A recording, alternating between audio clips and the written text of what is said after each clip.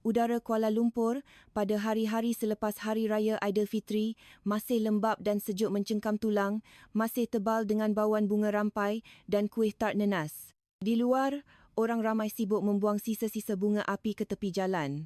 Namun, di dalam rumahku, ribut sudah mula melanda. Nama saya Nurul, tetapi semua orang memanggil saya Nuru. Saya berusia 37 tahun, seorang pereka dalaman bebas. Anak saya, Ryan, berumur 6 tahun dan darjah 1. Suami saya, Farid, terlibat dalam perniagaan import-eksport yang sering membawanya bepergian. Saya selalu berkata pada diri sendiri bahawa lelaki yang sibuk adalah lelaki yang berjaya, sehingga kesibukan itu bertukar menjadi sikap dingin dan tidak peduli. Kami tinggal bersama ibu bapa Farid di sebuah rumah 2 tingkat yang atas nama kami berdua. Ibu mertua saya, Puan Hapsah, seorang wanita yang mementingkan penampilan dan jodoh yang baik. Kata-katanya sentiasa lembut, tetapi setiap satunya menusuk seperti jarum yang disasarkan dengan tepat. Bapa mertua saya, Encik Rahim, seorang yang berprinsip. Dia menyayangi cucunya, tetapi jarang campur tangan. Pada pagi 27 Disember, udara begitu lembap sehingga lantai jubin terasa melekit di bawah kaki saya. Saya sedang membuat bubur oat untuk Ryan, memanaskan semula rendang ayam hari raya yang lebihan, cuba menguruskan jadual hantarannya ke sekolah sambil memikirkan pelan reka bentuk yang perlu saya hantar kepada pelanggan. Saya hanya mahukan pagi yang tenang, tetapi di rumah ini, ketenangan adalah kemewahan yang perlu dirayu. Puan Hapsah keluar, matanya menyapu dari dapur kerak pinggan. Kita ada tetamu datang, Nurul. Tempat ini perlu kemas. Nanti orang bercakap. Tangan saya kaku.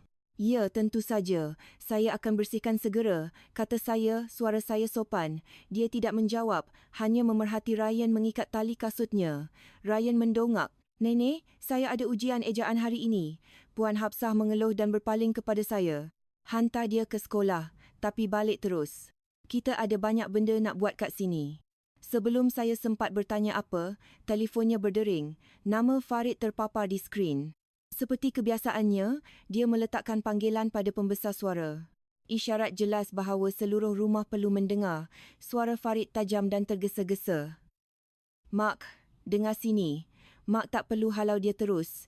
Cuma buat dia rasa terpaksa pergi sendiri. Saya berdiri kaku. Mangkuk bubur oat di tangan saya panas, tetapi rasa sejuk menjalari tulang belakang saya. Puan Hapsah tergelak kecil, bersekongkol. Dan kunci? Tunggu sampai dia bawa Ryan keluar. Kemudian tukar. Kata Farid, nadanya menunjukkan ini semua sudah dirancang. Kalau ada yang tanya, cakap kunci rosak dan mak panggil tukang kunci. Jangan buat kecoh, pastikan saja dia tak boleh masuk balik. Selama beberapa saat, satu-satunya bunyi yang saya dengar adalah degupan jantung saya yang panik. Rumah 2 tingkat itu atas nama kami berdua. Namun di mulut suami saya hanyalah penceroboh yang perlu dikunci di luar. Bahagian yang paling teruk adalah penghinaan, berdiri di sana di hadapan ibunya. Suara Farid merendah. Bersedia untuk menyambut tetamu kita, Mak? Kuatlah. Saya akan uruskan. Tetamu, saya faham serta-merta. Benda yang perlu dilakukan adalah untuk mempersiapkan ketibaan orang lain. Saya hanyalah halangan yang perlu disingkirkan. Jangan risau, nak. Puan Hapsah berkata, suaranya tegas. Saya tahu apa yang perlu dilakukan. Saya menelan air liur. Saya mahu menjerit, menuntut, apa awak fikir saya ni? Tetapi saya memandang Ryan yang berhak mendapat pagi yang normal, bukan pagi yang dipenuhi dengan bunyi orang dewasa mengoyak satu sama lain dengan kata-kata. Awak selesaikan masalah peribadi secara tertutup, tetapi ini bukan tentang menjaga maruah. Ini tentang melindungi anak saya. Encik Rahim keluar dari ruang tamu. Dia memandang saya lama, tidak berkata apa-apa. Itu bukan pandangan sokongan, tetapi peringatan senyap untuk sentiasa berwaspada. Saya faham. Jika saya meletup, mangsa pertama adalah Ryan. Saya membongkok dan membetulkan kola baju anak saya. Ada jaket tak kat luar lembap? Nanti kena selsema. Ryan memegang tangan saya. Jari-jari kecilnya hangat di tangan saya. Kehangatan itu menghentikan gegaran saya. Saya teringat pepatah ibu saya. Fikiran yang tenang adalah apa yang memastikan anakmu mempunyai tempat berteduh. Dan dengan tempat berteduh, dia bukan sahaja bermaksud 4 dinding, tetapi jalan ke hadapan. Sebelum kami pergi, mata saya melirik ke cangkuk kunci ganti di tepi kabinet kasut. Saya tidak menyentuhnya, hanya mengingati kedudukannya. Jika mereka merancang untuk menukar kunci, saya perlu memikirkan bagaimana untuk memegang kunci kepada kehidupan saya sendiri. Puan Hafsah melangkah ke pintu, nadanya penuh dengan condescension. Cepat balik, jangan melenggang. Saya tersenyum hamba. Tentu saja, saya akan balik terus lepas hantar dia. Pintu berat itu tertutup, bayangan saya sama-sama pada permukaannya yang berkilat. Saya, masih menantu yang memainkan peranannya. Tetapi sejak saya mendengar panggilan itu, saya tahu beberapa keretakan tidak mengeluarkan bunyi. Mereka senyap seperti hujan musim sejuk yang membuatkan tulang anda menggigil. Berbuat baik dan kebaikan akan datang kepada anda. Saya pernah percaya itu. Saya juga teringat pepatah, berilah pipi yang lain. Tetapi memberi pipi yang lain untuk menjaga keamanan berbeza dengan membiarkan seseorang pijak kepala anda. Sekarang saya hanya percaya satu perkara. Kebaikan perlu ada batasnya atau orang akan salah anggap ia sebagai kelemahan dan saya tidak akan membiarkan itu lagi. Setelah menghantar Ryan ke sekolah, saya memandu pulang. Hati saya berat seperti batu. Kuala Lumpur selepas cuti masih mempunyai kilauan merah dan hijau dari hiasan yang tinggal, tetapi kesejukan yang lembap tidak mengenal belas kasihan. Kembali ke pintu, saya teragak-agak sebelum menekan butang pembuka pintu garaj. Kata-kata Farid pagi itu bergema di kepala saya seperti percikan air ais. Di dalam, Puan Hafsah telah menukar pakaiannya kepada duster gelap tetapi kemas rapi. Anehnya, dia tidak merungut seperti biasa. Dia mundar-mandir, melihat jam. Kemudian, melihat bayangannya, seolah-olah bersiap untuk bertemu seseorang yang penting. Saya masuk, suara saya masih sopan.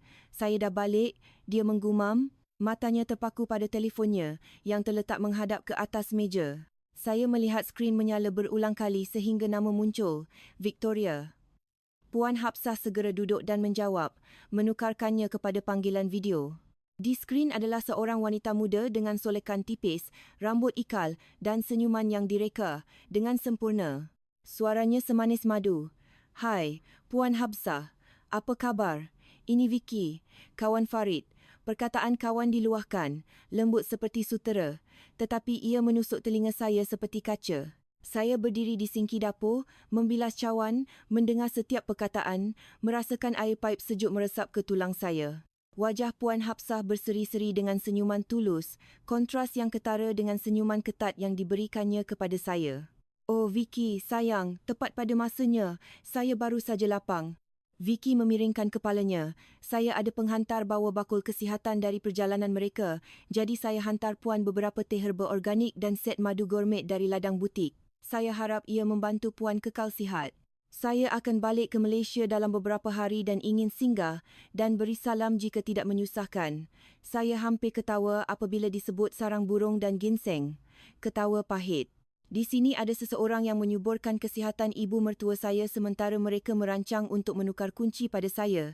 Hidup ini ironi. Kadang-kadang tawaran paling berharga tidak dihidangkan di meja makan, tetapi disampaikan sebagai hadiah yang tepat pada masanya.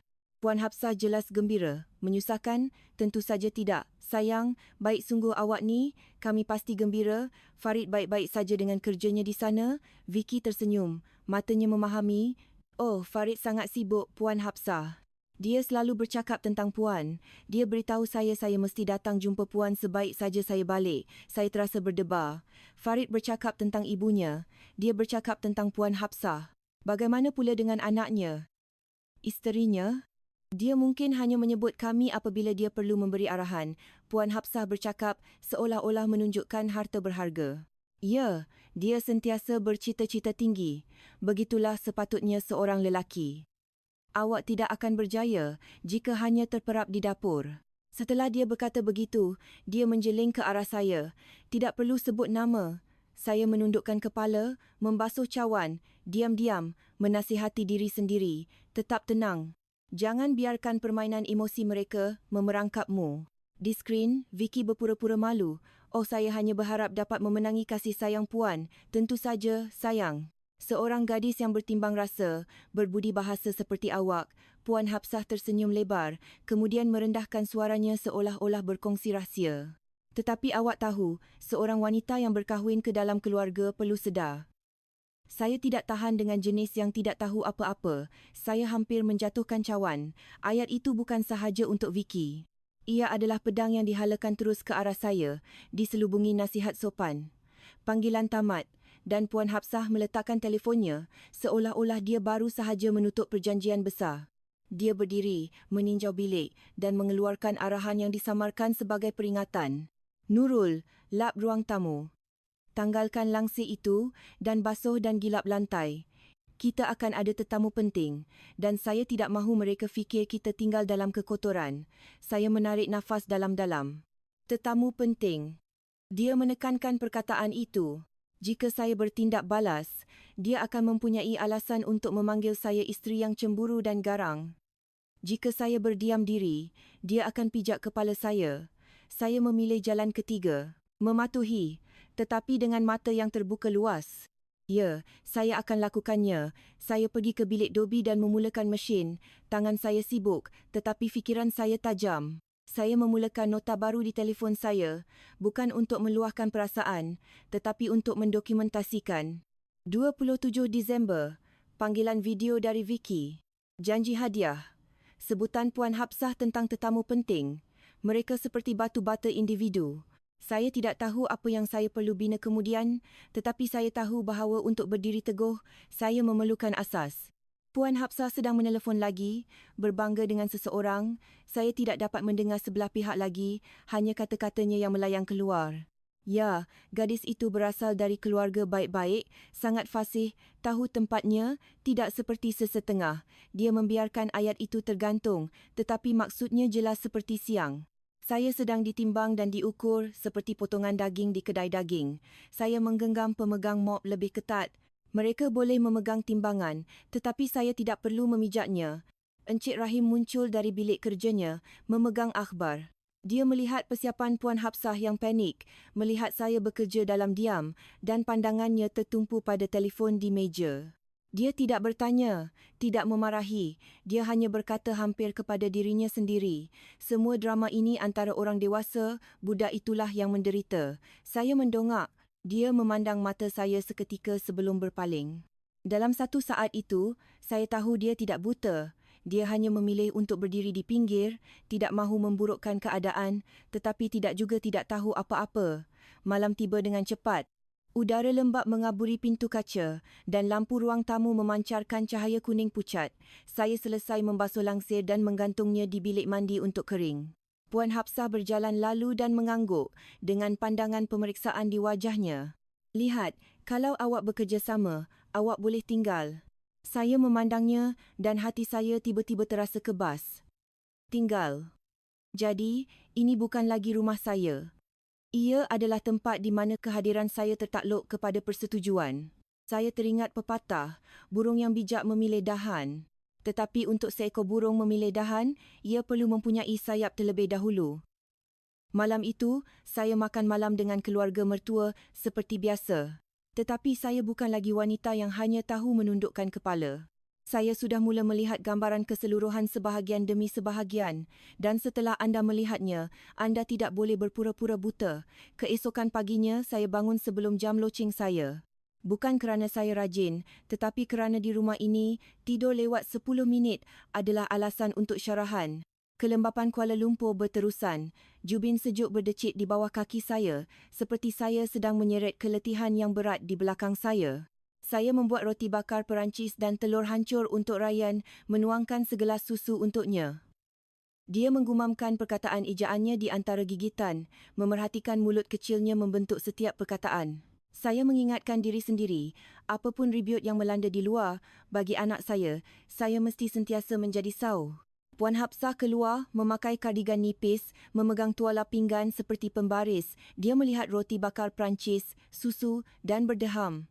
Terlalu lembik. Nanti sakit perut. Telur pun terlebih masak. Susah anak nak kunyah. Ibu sepatutnya lebih tahu. Saya meletakkan garpu saya. Suara saya masih stabil. Saya akan ingat tu. Saya masak lama sikit hari ni. Dia tidak mahu penjelasan. Dia mahukan pengakuan kesalahan saya. Ia meyakinkannya bahawa dia masih berkuasa. Saya faham itu, jadi saya tidak membantah. Tetapi kata-katanya tidak lagi menusuk hati saya seperti dulu. Selepas menghantar anak ke sekolah, saya pulang dan tenggelam dalam kerja. Seorang pelanggan memerlukan semakan pada reka bentuk bilik tidur dan saya perlu menghantarnya sebelum tengah hari. Saya menyusun komputer riba saya di meja makan, sebelah mata pada skrin saya, sebelah lagi pada periuk air yang saya didihkan untuk mengemop lantai. Kehidupan saya akhir-akhir ini terasa seperti kuali yang di atas dua dapur. Kedua-duanya panas, mana-mana yang saya abaikan akan terbakar. Sekitar jam 10, Puan Hafsah memanggil saya ke ruang tamu. Dia sudah duduk memegang buku lejar perbelanjaan rumah tangga. Saya pernah dijemput untuk menyumbang kepada lejar itu, satu isyarat token. Sekarang saya dilayan seperti alas cawan yang ditolak ke tepi. Bil elektrik lebih tinggi bulan ini. Pasti awak dengan komputer awak dan pemanas sepanjang hari. Wanita tak boleh cari rezeki betul, tapi pandai betul berbelanja. Saya mendongak, dialah yang selalu memusingkan termostat. Tetapi kenyataannya bukan tentang menjadi betul. Ia tentang membuat saya berasa seperti penumpang gelap. Saya akan lebih berhati-hati. Awak sepatutnya dah lama berhati-hati. Dia menyeringai. Dan pasal akaun simpanan bersama tu. Saya dah cakap sebelum ni, wanita tak sepatutnya uruskan duit. Lelaki ada benda yang lebih besar untuk dirisaukan. Saya kaku. Akaun simpanan bersama. Dia menyebutnya begitu santai, seolah-olah ia sudah sedia maklum. Ia adalah hasil titik peluh kami berdua. Saya tidak bertanya apa yang dia tahu yang akan mendedahkan saya. Saya hanya mengangguk untuk melepasi detik itu. Sebuah anggukan berhati-hati yang mengetatkan perut saya. Pada sebelah petang, satu teks dari Farid masuk. Dia tidak bertanya tentang anak kami. Tidak bertanya sama ada saya sudah makan. Hanya satu ayat ringkas. Jangan buat hal kat rumah. Saya melihat skrin dan ketawa kuat. Ketawa yang tidak gembira. Orang hanya takut pada komplikasi apabila mereka menyembunyikan sesuatu yang tidak mudah. Saya tidak membalas. Saya sedang mempelajari seni berdiam diri secara strategik. Seperti yang selalu dikatakan oleh datuk nenek saya, kata-kata itu percuma, tetapi pilih dengan teliti untuk menjaga keamanan. Tetapi saya tidak lagi mahu menjaga keamanan. Saya mahu mencari jalan saya sendiri. Apabila saya menjemput Ryan dari sekolah, dia meluru masuk, berseri-seri, "Mak, saya dapat 100 untuk ujian saya." Saya membongkok memeluknya, mencium dahinya, tetapi dari belakang saya, suara Puan Hafsah menusuk detik gembira itu. 100 tidak membenarkan perangai buruk. Awak masuk rumah, awak sapa orang tua. Itu biadab. Ryan tersentak, menggumam. "Hai, nenek." Dia memandang saya, matanya bertanya. Apa yang saya salah buat? Hati saya berdebar. Saya membawanya ke biliknya untuk menukar pakaian dan membasuh tangannya. Saya tidak akan mengajarnya melawan, tetapi saya akan mengajarnya menjadi baik. "Awak buat benda yang betul dengan menyapa," saya berbisik, "dan awak tak buat apa-apa yang salah dengan berasa gembira. Tak apa nak gembira asalkan awak tak biadab." Ryan mengangguk, kemudian tiba-tiba bertanya, "Mama, kenapa nenek selalu marah Mama?" Soalan yang tidak bersalah itu seperti batu yang jatuh ke air yang tenang, menghantar riak-riak ke jiwa saya. Saya duduk di sebelahnya, memilih perkataan saya dengan berhati-hati. "Nenek memang agak terus terang," kata saya, cuba mengekalkan suara saya stabil. "Kami berfikir berbeza, jadi kadang-kadang kami bertelagah. Tapi Mama sayang Ryan, jadi Mama cuba yang terbaik." Ryan memeluk leher saya. "Ryan sayang Mama juga." Saya berpaling, takut dia akan melihat air mata yang bergenang di mata saya. Cinta seorang anak boleh membuat seorang wanita berasa tidak terkalahkan dan sangat rapuh. Kemudian malam itu, selepas saya memandikan Ryan dan memberinya buku mewarna, saya pergi ke ruang tamu untuk mengambil ubat batuknya. Encik Rahim ada di sana menyusun semula kabinet ubat. Dia tidak memandang saya, hanya perlahan-lahan menolak botol itu ke tepi rak seolah-olah secara tidak sengaja. "Budak tu batuk sikit. Cuaca lembap ni," katanya dengan suara mendatar. "Pastikan bagi dos yang betul." "Terima kasih, Abah," jawab saya. Dia berdiam seketika, kemudian menambah, masih tidak memandang mata. "Apapun yang berlaku, sentiasa fikirkan budak tu dulu." Mata saya pedih. Dia tidak bertanya apa yang salah, tidak memberitahu saya supaya tidak membuat kecoh. Dia hanya mengingatkan saya tentang anak saya. Sebuah saus untuk menghalang saya daripada dihanyutkan oleh kemarahan saya. Malam itu, selepas semua orang tidur, saya duduk sendirian di meja makan dan membuka aplikasi perbankan saya. Saya tidak mencari dalam panik. Saya mencari dengan jelas. Saya menata melalui transaksi, memadankannya dengan tarikh. Ada pengeluaran, cukup kecil untuk tidak disedari, tetapi kerap. Ia seperti seseorang mengeluarkan darah setitik demi setitik sehingga mangsa tidak menyedari mereka pengsan. Saya meletakkan telefon saya dan meletakkannya. Rumah itu senyap kecuali bunyi dengungan peti sejuk yang perlahan. Saya teringat pepatah titisan air yang berterusan mengikis batu. Mereka menggunakan masa untuk melemahkan saya maruah saya, hak saya sebagai isteri dan tuntutan saya terhadap rumah yang atas nama saya. Tetapi jika air boleh mengikis batu, batu juga boleh menyekat air. Selagi batu itu berada di tempat yang betul. Saya masuk ke bilik Ryan. Dia sedang tidur. Tangan kecilnya masih menggenggam krayon, seolah-olah memegang kegembiraan hari itu. Saya menarik selimut ke atasnya dan mematikan lampu. Dalam kegelapan, saya tidak lagi berdoa untuk kedamaian pasif. Saya berdoa untuk kejelasan untuk menempuh jalan yang saya perlukan dengan tangan yang bersih dan fikiran yang tenang. Hujung minggu itu, keluarga mertua saya mengadakan makan malam keluarga hari raya tahunan mereka, tradisi yang Puan Hapsah panggil makan malam keberkatan.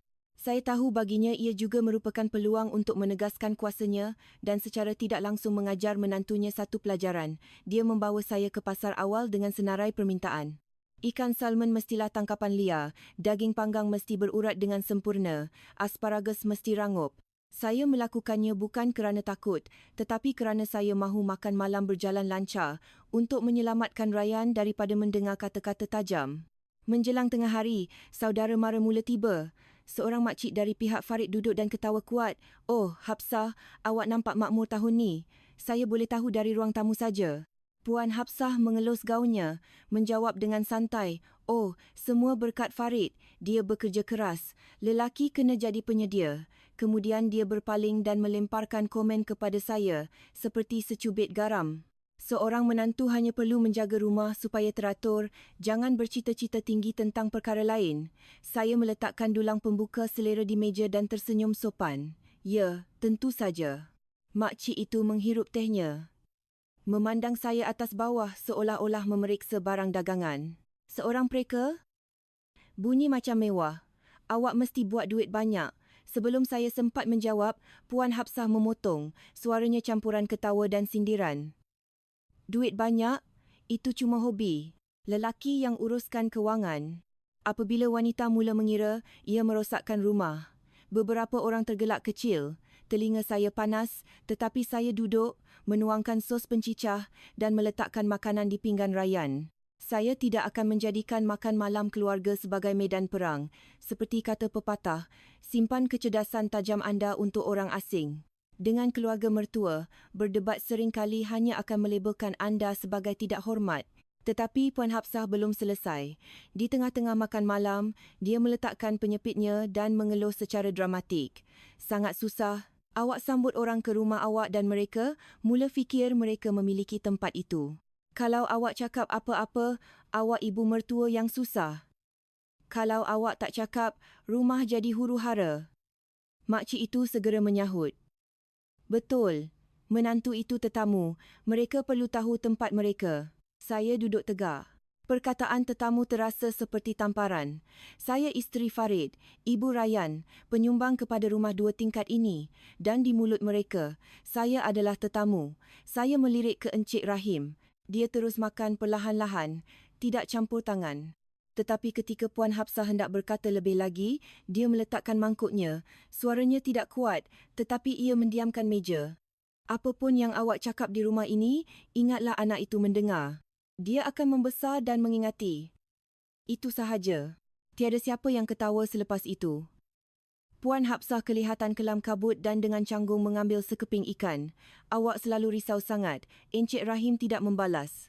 Dia hanya berdiri dan masuk ke bilik kerjanya seolah-olah dia baru sahaja mengulas tentang cuaca. Saya melihat lagi cara peliknya menyokong saya, tidak pernah secara terbuka, tetapi cukup untuk membuat orang lain mengalah. Selepas makan malam, saudara mara berpindah ke ruang tamu untuk minum kopi. Saya berada di dapur membasuh pinggan, tangan saya sibuk, tetapi telinga saya mendengar perbualan di luar. Puan Hapsah sekali lagi berbangga tentang tetamu penting, tentang hadiah mahal, tentang bagaimana orang ini tahu adabnya, diikuti dengan beberapa penghinaan terselindung tentang orang yang tidak. Saya tidak keluar. Saya tidak akan memberinya kepuasan melihat ego saya yang terluka. Selepas saya selesai membasuh pinggan, saya pergi ke kabinet ubat untuk mengambil ubat batuk rayan dan mencari sekotak lozenges baru. Di rak bersebelahan dengan minyak angin dan beberapa botol vitamin adalah sekeping kertas kecil yang dilipat, yang diletakkan begitu sengaja sehingga mustahil untuk tidak disedari. Saya membukanya. Ia hanya nombor telefon dan nama. Adam Kamal, Peguam. Di bawahnya, satu baris pendek dalam tulisan tangan seorang lelaki, panggil jika perlu. Saya berdiri kaku, bukan kerana terkejut, tetapi kerana buat pertama kali di rumah ini, seseorang telah memberi saya petanda bahawa saya tidak terperangkap di jalan mati. Saya memusingkan kepala saya. Encik Rahim berdiri di ambang pintu bilik kerjanya, tidak memandang saya. Dia mengangguk sedikit, hampir tidak dapat dilihat, kemudian berpaling, tiada penjelasan. Saya faham, itu adalah caranya untuk menjaga maruah keluarga sambil masih memberikan jalan keluar kepada anak saya dan saya. Lewat malam itu, selepas tetamu pulang, Puan Hafsah berjalan melepasi pintu bilik tidur saya dan sengaja menjatuhkan komen, separuh bergurau, separuh mengancam. Awak tahu, kalau kunci pintu ni tersekat satu hari nanti dan tukang kunci kena tukar, itu perkara biasa. Jangan fikir ada sesiapa cuba nak menyusahkan. Saya mendongak. Ekspresi saya tenang. Tentu saja, Mah. Apabila barang di rumah rosak, ia perlu diganti. Puan Hafsah berhenti, jelas terkejut. Dia mungkin menyangka saya akan panik, tetapi saya enggan memberinya kemenangan itu. Malam itu saya tidak menangis. Saya duduk di meja kecil di bilik saya dan membuka telefon saya untuk melakukan sesuatu yang selalu saya ragu-ragu. Saya mengambil gambar dokumen penting yang saya tahu lokasinya. Salinan geran, perjanjian gadai janji, beberapa kertas pinjaman lama. Saya tidak mengambilnya, hanya menyimpan imej dan mentarikhkannya. Lebih baik selamat daripada menyesal, kata pepatah lama. Ada masanya ketenangan fikiran bukanlah anugerah dari syurga, tetapi sesuatu yang anda sediakan sendiri. Apabila saya mematikan telefon saya melihat nombor peguam itu sekali lagi. Ia kecil, tetapi ia membuat saya berasa kurang keseorangan. Saya teringat pepatah lain, apa yang kamu tanam, itu yang kamu tuai. Mereka meminjam kesabaran saya, maruah saya, cepat atau lambat, hutang itu perlu dibayar. Saya melipat kertas itu dan menyelitkannya ke dalam poket paling dalam beg tangan saya. Beg yang sama tempat saya menyimpan sijil kelahiran Ryan. Bagi saya, ia bukan lagi sekadar nombor. Ia adalah peringatan. Saya mempunyai hak untuk hidup bermaruah. Dan anak saya berhak membesar di rumah di mana ibunya tidak dilayan seperti orang asing. Saya hampir tidak tidur malam itu, bukan kerana menangis, tetapi kerana kejelasan baru yang aneh. Saya berbaring di sebelah anak saya, mendengar pernafasannya yang stabil, mengulangi satu frasa di fikiran saya. Lebih baik selamat daripada menyesal. Encik Rahim tidak memberikan nombor peguam itu kepada saya untuk memulakan pergaduhan, tetapi untuk menghalang saya daripada dibawa secara buta ke medan sembelihan. Keesokan paginya, saya membawa Ryan ke sekolah lebih awal daripada biasa. Di dalam kereta, dia berceloteh tentang harinya. Saya tersenyum dan membalas, tetapi fikiran saya seperti jam berdetik. Saya perlu mengesahkan satu perkara. Adakah saya hanya paranoid atau adakah saya benar-benar ditipu? Apabila saya pulang, Puan Hafsah berada di balkoni memangkas tanamannya. Melihat saya, dia tidak bertanya tentang cucunya, hanya berkata, dah habis bersiar-siar? Buatkan sup untuk makan tengah hari, sesuatu yang segar untuk memulakan tahun. Saya berkata, baik, dan menggantung beg tangan saya di cangkuk. Saya tidak pergi ke dapur. Saya pergi ke bilik saya, menutup pintu dan membuka telefon saya seperti seorang penyiasat mencari petunjuk di rumahnya sendiri. Saya jarang memeriksa akaun simpanan bersama kami. Bukan kerana saya tidak peduli, tetapi kerana Farid selalu berkata, jangan risau pasal tu, saya dah uruskan. Dalam cinta. Kata-kata itu kedengaran menenangkan. Sekarang ia kedengaran menyeramkan. Saya log masuk. Baki muncul di skrin. Saya berkedip sekali, kemudian 2 kali, berfikir saya salah baca. Nombor itu jauh lebih rendah. Bukan beberapa ratus, bukan beberapa ribu, tetapi jumlah yang membuatkan anda terperanjat. Saya menatal melalui sejarah transaksi. Catatan itu kemas, teratur, tidak tergesa-gesa. Wang itu tidak dikeluarkan sekaligus, tetapi dalam beberapa transaksi, setiap satunya cukup kecil sehingga pandangan biasa akan menunjukkan perbelanjaan normal. Saya menghitungnya mengikut bulan. Jari-jari saya menjadi sejuk. Nombor akhir menatap saya. Armaker kikir 0. Saya meletakkan telefon dan merenung dinding. RM42,000 bukan jumlah kecil. Itu adalah wang dari projek bebas larut malam saya. Itu adalah wang yang Farid bangga sebut sebagai simpanan kami untuk Rayyan. Itu adalah wang yang kami rancang untuk gunakan untuk mengubah suai bilik Rayyan apabila dia besar nanti. Saya enggan panik. Saya bangun, menuangkan segelas air, meneguknya dan duduk semula. Saya mengambil tangkapan skrin setiap transaksi dan menyimpannya ke folder yang selamat. Saya tidak tahu untuk apa saya memerlukannya, tetapi saya memahami satu perkara. Dengan bukti, orang terpaksa mendengar. Di rumah ini, kata-kata seorang wanita sering-seringan asap. Hanya kertas seberat batu. Saya menunggu sehingga Puan Hafsah keluar untuk menjalankan urusan. Rumah itu sunyi. Saya menelefon Farid. Telefon berdering lama sebelum dia menjawab. Suaranya tajam, seolah-olah saya mengganggunya. Apa dia? Saya mengekalkan suara saya stabil, cuba meletakkan setiap perkataan dengan berhati-hati. Farid, saya baru saja melihat akaun simpanan bersama kita. Ada pengeluaran berjumlah RM42,000. Bila awak keluarkan duit tu? Seketika senyap, kemudian 2. Saya boleh mendengar bunyi bising di latar belakang seperti kipas di bilik hotel. Farid ketawa kecil. Kenapa awak tengok rapat sangat? Saya perlukan untuk perniagaan. Perniagaan apa?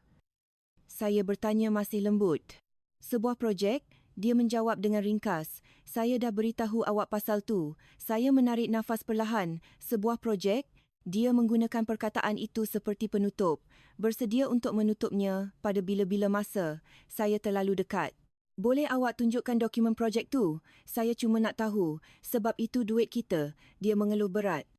Nah, ini lagi. Adakah saya perlu minta izin awak untuk guna duit yang saya peroleh? Duit yang saya peroleh. Frasa itu adalah pisau dalam perkahwinan kerana ia menghapuskan sumbangan saya, menghapuskan konsep kita yang dibina atas undang-undang dan cinta. Saya tidak meninggikan suara saya hanya bercakap perlahan. Itu simpanan kita. Saya berhak tahu. Farid menukar taktik, nadanya kini campuran merendahkan dan memujuk. Percaya sajalah saya, Nurul. Saya sibuk. Jangan buat benda kecil jadi benda besar. Kalau mak dengar awak persoalkan saya, dia akan kata awak tak hormat saya. Saya ketawa dalam hati. Dia tidak menjawab soalan itu. Dia bersembunyi di belakang ibunya. Taktik manipulasi klasik. Dia tahu saya takut dilabel tidak hormat, bahawa saya akan mengalah. Tetapi tidak kali ini. Jangan tukar topik, kata saya. Suara saya perlahan, tetapi jelas. Saya cuma tanya mana duit tu. Diam lagi. Kemudian suaranya bertukar marah. Mana duit tu adalah urusan saya. Awak jaga saja anak kita. Perempuan tak payah campur tangan. Saya tidak membalas serta-merta. Saya membiarkan kesunyian tergantung seolah-olah saya sedang berfikir. Sebenarnya, saya mendokumentasikan masa, tarikh dan kata-katanya yang tepat. Perempuan tak payah campur tangan. Frasa itu bergema di kepala saya seperti pintu yang dihempas. Saya menamatkan perbualan dengan sopan. Baik. Bila awak ada masa, hantar dokumen tu pada saya. Kemudian saya menutup telefon. Saya duduk di situ lama. Sakit. Tentu saja. Sakit dilayan seperti orang asing dalam perkahwinan saya sendiri. Tetapi kesakitan ini berbeza. Ia tidak membuat saya mahu tumbang. Ia menyedarkan saya. Tepat pada masa itu, pintu terbuka. Puan Hafsah pulang membawa beg plastik. Dia menjatuhkan beg itu di atas kaunter dan berkata sambil menanggalkan maskernya. Kan senang. Tak payah buang masa bercakap telefon. Saya memandangnya dengan tenang. Saya cuma sedang bercakap dengan klien. Dia menjeling ke arah saya. Suaranya campuran sindiran dan amaran. Keluarga ni ada peraturan. Wanita yang boleh uruskan dapur sudah cukup. Serahkan urusan duit kepada lelaki. Saya mendengarnya dengan jelas. Bukan sahaja Farid yang menganggap saya tidak penting. Puan Hafsah mahu saya menjadi kecil. Mudah diuruskan. Seperti kata pepatah, ikan busuk bermula dari kepala. Jika bahagian atas bengkok, bagaimana bahagian bawah boleh lurus? Saya pergi ke dapur dan mula membuat sup yang dimintanya. Tangan saya bekerja, tetapi keputusan yang tegas sedang terbentuk di fikiran saya. Saya tidak akan lagi meminta kebenaran dengan air mata. Saya akan mencari jawapan dengan dokumen, dengan prosedur, dengan perkara-perkara yang tidak boleh dibahaskan. Apabila saya menjemput Ryan dari sekolah, dia berlari ke arah saya, teruja untuk menunjukkan markah yang baik. Saya memeluknya. Kehangatan merebak ke seluruh tubuh saya, menghalau kesejukan nombor-nombor itu. Saya berkata pada diri sendiri, wang boleh hilang, maruah boleh dipijak, tetapi anak saya tidak akan mempunyai ibu yang menyerah kalah. Malam itu, selepas Ryan tidur, saya membuka beg tangan saya dan mengeluarkan nombor peguam itu. Saya tidak menelefon serta-merta. Saya hanya melihatnya seketika sebelum menyimpannya kembali. Saya tahu langkah pertama perlu pasti. Untuk menangkap harimau, anda perlu masuk ke sarangnya. Tetapi untuk masuk ke sarang, anda memerlukan obor. Malam itu saya tidak menelefon Farid semula. Saya tahu apabila seseorang memegang semua kad, merebutnya hanya akan membuat anda terluka. Sebaliknya, saya memilih untuk bangun bersama anak saya keesokan paginya, berpegang pada rutin kami, menghantarnya ke sekolah, membelikannya sekotak susu baru, mengambil vitaminnya dari farmasi, tindakan kecil untuk menjaga dunianya stabil. Tetapi di dalam, perspektif saya telah berubah. Saya mula mendengar Farid dengan telinga kritis yang baru. Setiap perkataan yang dia katakan, saya membentangkannya dan menelitinya. Saya sudah selesai dengan rasa bersalah sendiri. Dengan bertanya-tanya adakah saya berfikiran terlalu banyak, pukulan senyap paling lama menyakitkan. Tetapi apabila kesakitan berlarutan terlalu lama, anda belajar bagaimana membalut luka sendiri. Farid menelefon semula, pada waktu makan tengah hari. Dia menelefon saya, semasa saya berada di komputer, menyemak semula pelan, untuk seorang pelanggan. Saya melihat nombornya, menarik nafas dan menjawab, "Kenapa awak tegang sangat?" Dia memulakan, nadanya mengusik, tetapi dengan nada bawah yang menjengkelkan. Saya membalas dengan normal. "Saya tidak tegang. Saya cuma nak jelaskan tentang dana bersama kita, supaya kita boleh merancang." Dia mencemuh. "Dana bersama? Awak selalu sangat formal. Kita suami isteri, bukan akauntan." Saya tidak terpancing. Saya bertanya secara langsung. "Hari apa awak buat pengeluaran? Kepada siapa awak pindahkan duit tu? Awak ada kontrak atau apa-apa dokumen?" Diam seketika. Kemudian suaranya mengeras. "Awak menyiasat saya ke?" Saya tanya awak. "Suami saya kata saya ada hak untuk bertanya." "Betul tak? Hak apa?" Dia membalas seolah-olah saya telah mengatakan sesuatu yang tidak masuk akal. "Awak kat rumah dengan Ryan. Saya kat luar cari duit. Kalau saya perlu gerakkan modal, saya akan gerakkan. Awak kat rumah dengan Ryan." Kata-kata itu membuat leher saya panas, seolah-olah membesarkan anak adalah tugas yang tidak bermakna. Saya menahan marah dan berkata, "Saya pun bekerja. Saya menyumbang." Janganlah kita merendahkan usaha masing-masing sebagai alasan untuk tidak menghormati. Dia berdiam seketika, kemudian mengklik lidahnya. "Dengar, saya penat.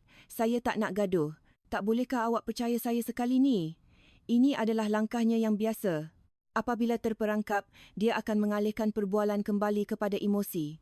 Jika saya teruskan, saya akan menjadi isteri yang tidak percaya. Perangkap itu dipasang dengan bijak, seperti memimpin lembu jantan dengan benang sutera. Saya menjawab perlahan. "Kepercayaan perlu dibuktikan." "Kepercayaan buta adalah kemusnahan diri." Dia mengeluh berat di hujung talian. "Awak buat ia kedengaran sangat dramatik. Awak tak pernah fikir perasaan saya ke? Saya sedang cuba tutup perjanjian dan awak menyiasat saya." Memalukan. Satu ayat terkeluar dari bibir saya. Tidak kuat, tetapi jelas. "Adakah awak dimalukan atau adakah awak takut terbongkar?" Talian menjadi sejuk. "Apa jenis cakap macam tu?" Dia menggerutu. "Siapa ajar awak jadi syakwasangka sangat?" Saya tahu dia cuba mengalihkan fokus kepada sikap saya untuk mengelakkan soalan sebenar. Saya tidak mengikut. Saya mengembalikannya semula. "Mana duit tu? Jawab saja satu soalan tu." Dia melemparkan jawapan. Saya laburkan. "Saya ada kontak." "Apa yang awak tahu pasal tu? Pelaburan apa? Kontak siapa? Siapa dia?" "Mana kertas-kertas tu?" saya bertanya. Suara saya masih stabil. Dia marah sekarang. Suaranya seperti besi bergeseran.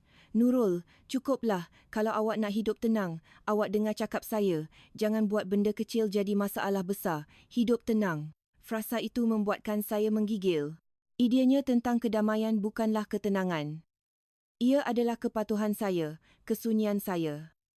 Saya tak boleh tukar kedamaian dengan kebutaan, kata saya. Dia segera memainkan kad trufnya. Awak nak ibu saya benci awak lagi, kan?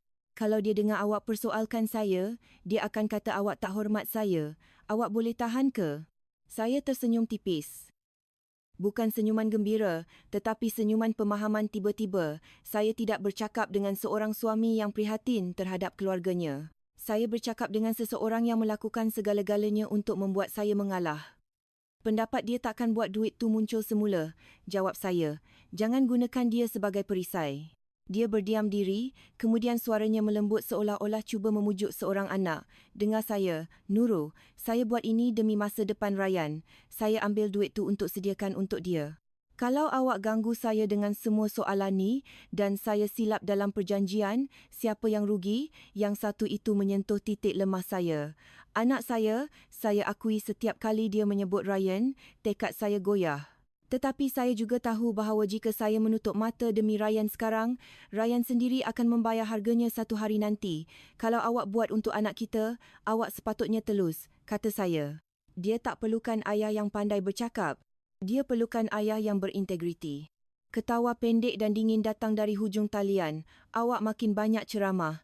Dengar, saya tak ada masa untuk ni. Pendek kata, lupakan, saya dah uruskan. Saya tidak membantah lagi. Saya hanya menyampaikan satu ayat terakhir, seperti menutup fail. Jika awak takkan jawab saya akan cari jalan saya sendiri untuk melindungi apa yang milik anak saya dan saya. Adakah itu satu ancaman? Dia menggerutu. Bukan ancaman, jawab saya. Cuma pemberitahuan supaya awak tidak terkejut. Saya menamatkan panggilan. Tangan saya tidak menggeletar seperti yang saya sangka. Anehnya, semakin jelas kebenaran itu, semakin kurang saya takut kepadanya. Saya duduk seketika, melihat keluar tingkap. Langit masih kelabu dan wap air menitik di kaca, seperti peluh rumah yang tidak boleh bernafas. Saya teringat pepatah, tipu saya sekali, malu awak, tipu saya dua kali, malu saya. Bukan kerana saya mahu syakwa sangka, dia mengajar saya bagaimana. Petang itu, saya menjemput Ryan dari sekolah dan membawanya ke taman untuk menunggang basikalnya. Saya tersenyum, bertanya apa yang dia pelajari dan berkata pada diri sendiri bahawa saya perlu mengekalkan irama normal untuknya. Arus bawah adalah pertempuran saya untuk bertempur. Malam itu, apabila Ryan tidur, saya membuka semula tangkapan skrin penyata bank, menyusunnya mengikut tarikh. Saya tidak menulis sepatah kata pun aduan. Saya hanya mencipta garis masa. Semakin jelas garis masa, semakin mudah untuk dilihat dan semakin sukar untuk dinafikan. Kemudian saya mengeluarkan nombor peguam itu dan meletakkannya di meja di bawah lampu. Saya melihatnya lama, seolah-olah ia adalah pintu. Bukan pintu ke dendam, tetapi pintu keluar dari kitaran ganas. Dia memberitahu saya bahawa saya salah dan saya mula mempercayainya. Saya melipat kertas itu, menyimpannya di dompet saya dan membuat janji kepada diri sendiri. Mulai sekarang, saya akan berhenti merayu untuk kebenaran. Saya akan pergi dan mendapatkannya. Pada pagi 17 Januari, saya berdiri di sinki bilik mandi apabila telefon saya bergetar. Ia adalah mesej dari Farid dengan foto dia di lapangan terbang. Dia kelihatan kemas, kemeja berkolar segak, senyuman yang terukir cantik di wajahnya. Gambaran seorang lelaki yang sibuk dengan perkara-perkara penting, kecuali foto itu tidak menunjukkan apa-apa yang berkaitan dengan kerja, tiada dokumen, tiada rakan sekerja, hanya secebis pintu pesawat dan tag bagasi. Orang yang benar-benar sibuk jarang mempunyai masa untuk jaminan yang begitu dibuat-buat. Foto itu terasa seperti satu mesej. Saya jauh, saya berkuasa dan awak lebih baik berkelakuan baik di rumah. Saya tidak membalas. Saya meletakkan telefon saya dan terus ke bilik Ryan untuk melihat jadual sekolah yang ditampal di dindingnya. Darjah 1, sesi tuition, tarikh ujian, penanda kecil tetapi jelas. Dalam hidup, kadang-kadang apa yang perlu anda pegang bukanlah janji, tetapi jadual yang konkret. Puan Hafsah, sebaliknya, telah meningkatkan tahap kesibukannya. Dia tidak lagi hanya menyebut perkara yang perlu dilakukan secara samar-samar. Dia kini dalam keadaan tergesa-gesa yang panik, seolah-olah kelewatan seminit akan merosakkan segala-galanya. Dia memanggil tukang jahit untuk mengukur langsir baru, memesan set pinggan mangkuk baru dan membuat saya membersihkan pintu kaca balkoni sehingga berkilau. Semasa saya mengelapnya, dia berdiri di belakang saya. Suaranya rendah. Rumah bersih mendapat hormat. Awak tak nak orang masuk sini fikir kita tak ada standard. Saya berhenti. Orang, dia menyebutnya seolah-olah tetamu yang akan datang itu adalah pemilik masa depan. Saya berpaling, suara saya masih hormat. Saya faham, Puan Hafsah. Dia memandang saya atas bawah, matanya menimbang dan mengukur. Kemudian dia merendahkan suaranya, berpura-pura menjadi mentor yang bijak. Wanita yang bijak dalam kedudukan awak tahu bila nak mengalah. Jangan degil. Degil hanya membawa kesengsaraan. Satu fikiran melintas di fikiran saya dengan kejelasan yang mengerikan. Dia bukan mengajar saya untuk menjadi bijak. Dia mengajar saya untuk menghilang. Saya tidak membantah. Saya kembali kepada kerja saya. Fikiran saya sudah mengira. Bukan mengira dendam, tetapi mengira jalan keluar saya. Jalan keluar yang bermaruah dan sah dari segi undang-undang. Jalan keluar yang akan menunjukkan kepada sesiapa yang melihat bahawa saya adalah seorang ibu yang melindungi anaknya.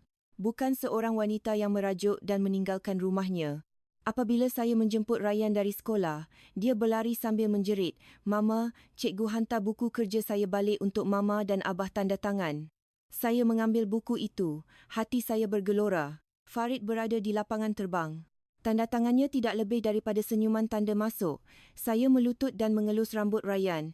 "Biarkan Mama tanda tangan dulu. Sayang, Abah ada perjalanan perniagaan. Bila dia balik, Mama akan ingatkan dia tanda tangan juga." Ryan mengangguk dan berlari ke mejanya. Saya memerhatikan dia pergi, berkata pada diri sendiri bahawa tidak kira betapa huru-hara dunia orang dewasa, dunianya perlu kekal teratur. Malam itu, saya membincangkan topik yang sangat biasa dengan Puan Hafsah. "Puan Hafsah, saya nak bawa Ryan ke doktor gigi esok. Dia mengadu giginya sakit dan saya risau ada lubang. Saya akan balik sebaik saja kami selesai." Puan Hafsah segera berkerut. "Doktor gigi? Buang duit saja? Kanak-kanak makan gula-gula? Mereka dapat lubang. Suruh saja dia kumur dengan air garam." Saya tidak membantah fakta. Saya merayu kepada logik seorang ibu. Saya tahu, tapi kalau memang sakit, dia akan berhenti makan dan ia akan menjejaskan pelajaran sekolahnya. Saya cuma nak suruh periksa untuk berjaga-jaga. Dia teragak agak seketika, kemudian melambaikan tangannya secara menolak. "Baiklah, pergilah. Tapi cepat balik." "Saya akan," kata saya dan diam-diam menambah nota ke telefon saya. "Esok janji temu doktor gigi." Ia adalah alasan yang sempurna untuk berada di luar rumah bersama anak saya selama beberapa jam. Cukup lama untuk sampai ke rumah ibu bapa saya tanpa disoal siasat tentang ke mana saya pergi. Keesokan paginya, saya membawa Ryan ke doktor gigi. Selepas janji temu, saya tidak terus pulang. Saya pergi ke rumah ibu saya, membawa beg kecil berisi pakaian ganti untuk Ryan dan beberapa keperluan. Saya tidak berpindah, cuma bersiap sedia. Jika mereka merancang untuk menukar kunci, saya memerlukan tempat di mana anak saya boleh tidur, nyenyak jika kami tiba-tiba mendapati pintu kami dikunci. Ibu saya melihat beg itu dan bertanya perlahan, "Ada apa-apa masalah ke kat sana?" "Nak." Saya tidak memberinya cerita panjang. Saya ringkaskannya. "Saya cuma berhati-hati, Mak. Keadaan tegang. Dan saya tak nak Ryan terkesan." Ibu saya mengeluh, tetapi tidak mendesak. Dia hanya berkata satu perkara yang membuatkan tekak saya mengetat. "Jaga diri, Nurul, demi budak kecil tu." Saya mengangguk. Saya membawa Ryan pulang ke rumah 2 tingkat itu sebelum Puan Hafsah biasanya pergi ke pasar, seperti yang saya janjikan. Saya perlu dia percaya semuanya normal. Saya perlu dia fikir saya masih menantu yang patuh dalam permainan catur. Anda tidak kalah kerana anda kehabisan buah catur. Anda kalah kerana anda mendedahkan strategi anda. Petang itu, Puan Hafsah menyuruh saya menyusun semula ruang tamu lagi. Dia menghulurkan senarai beli belah, pergi esok dan beli buah-buahan yang cantik, buah pir, anggur, epal mewah dan beli pasu baru. Apabila ada tetamu, rumah perlu kelihatan dan berbau cantik. Saya mengambil senarai itu dan mengangguk. Pepatah lama terlintas di fikiran. Apabila tetamu tiba, anda menawarkan mereka teh atau kuih. Satu-satunya masalah ialah, tetamu yang dia tunggu adalah orang yang cuba menghalau anak saya dan saya keluar dari pintu.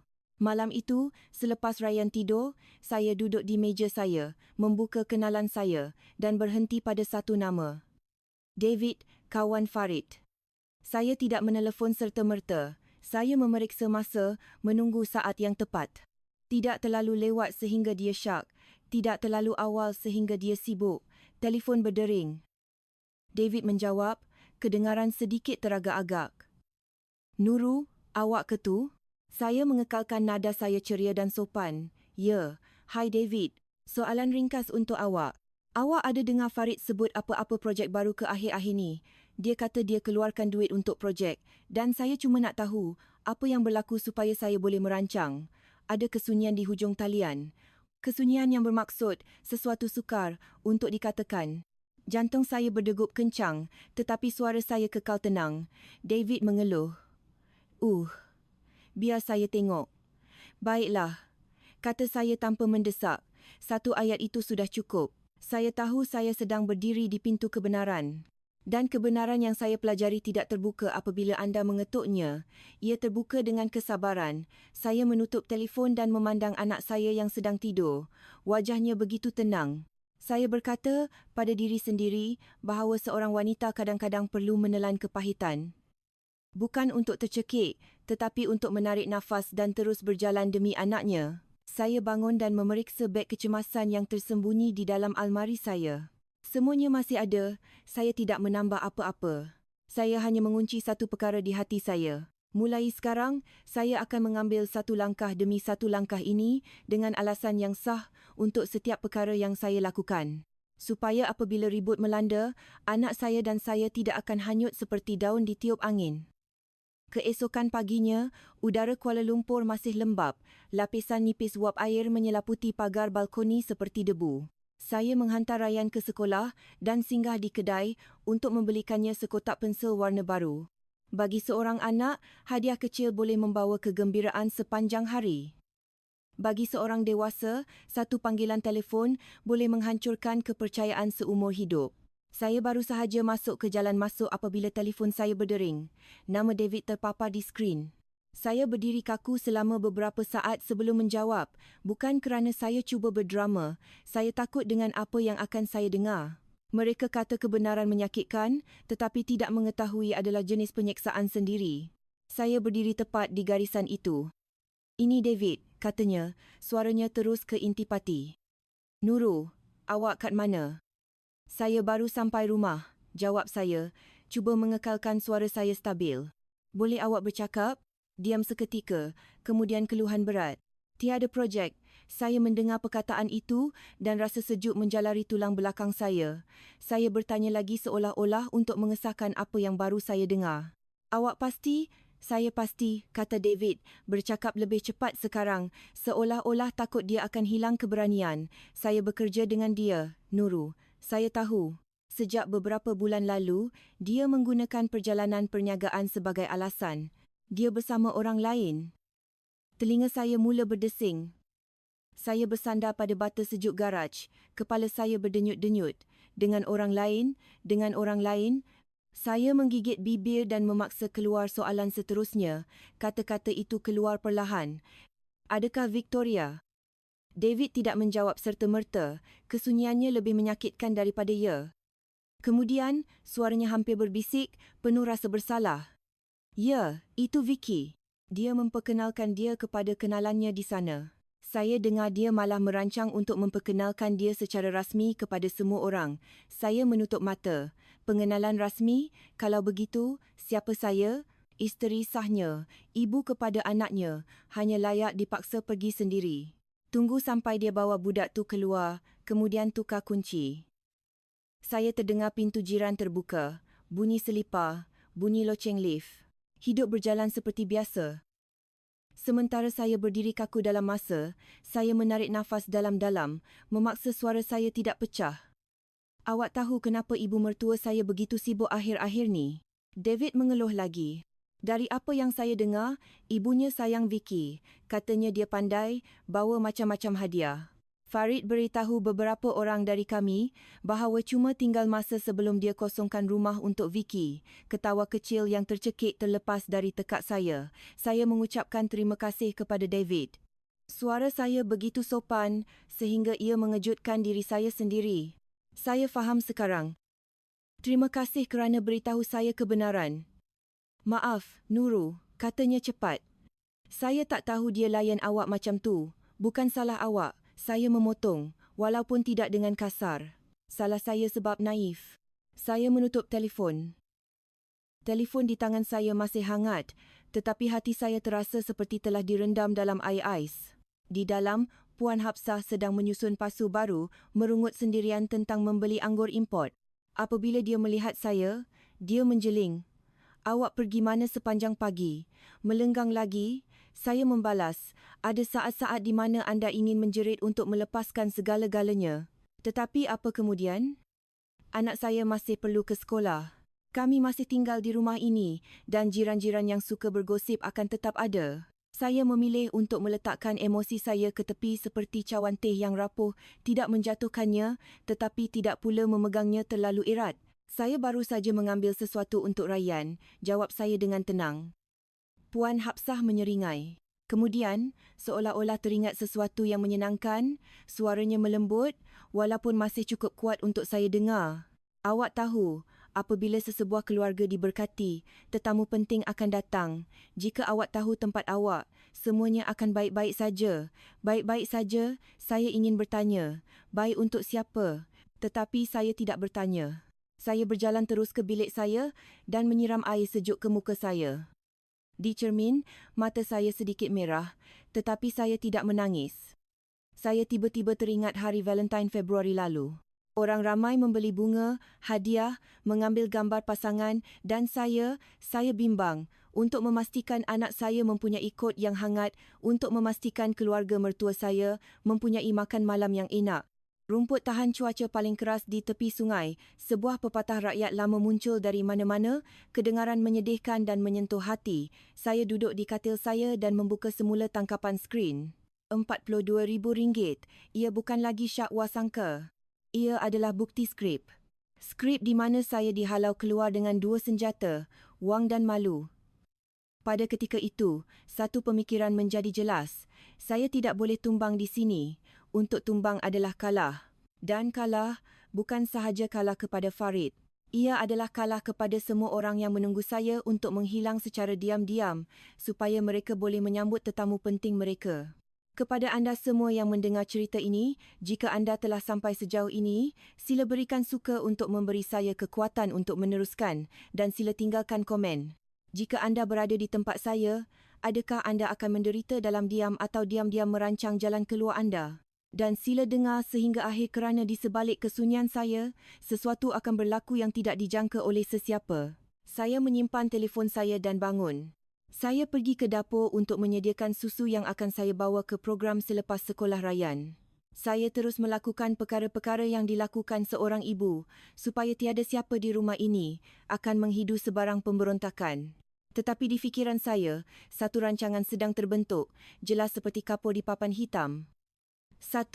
Lindungi anak saya. 2. Lindungi hak undang-undang kami. 3. Pergi dengan integriti saya utuh.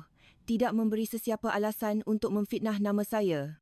Petang itu, saya menjemput Rayyan dari sekolah sedikit lebih awal. Dia sangat gembira menunjukkan markah yang baik. Saya tersenyum, membawanya ke bilik mandi untuk membasuh tangannya dan kemudian kami duduk untuk mewarna bersama. Saya tidak akan membiarkan dia melihat bahawa dunia ibunya sedang bergegar.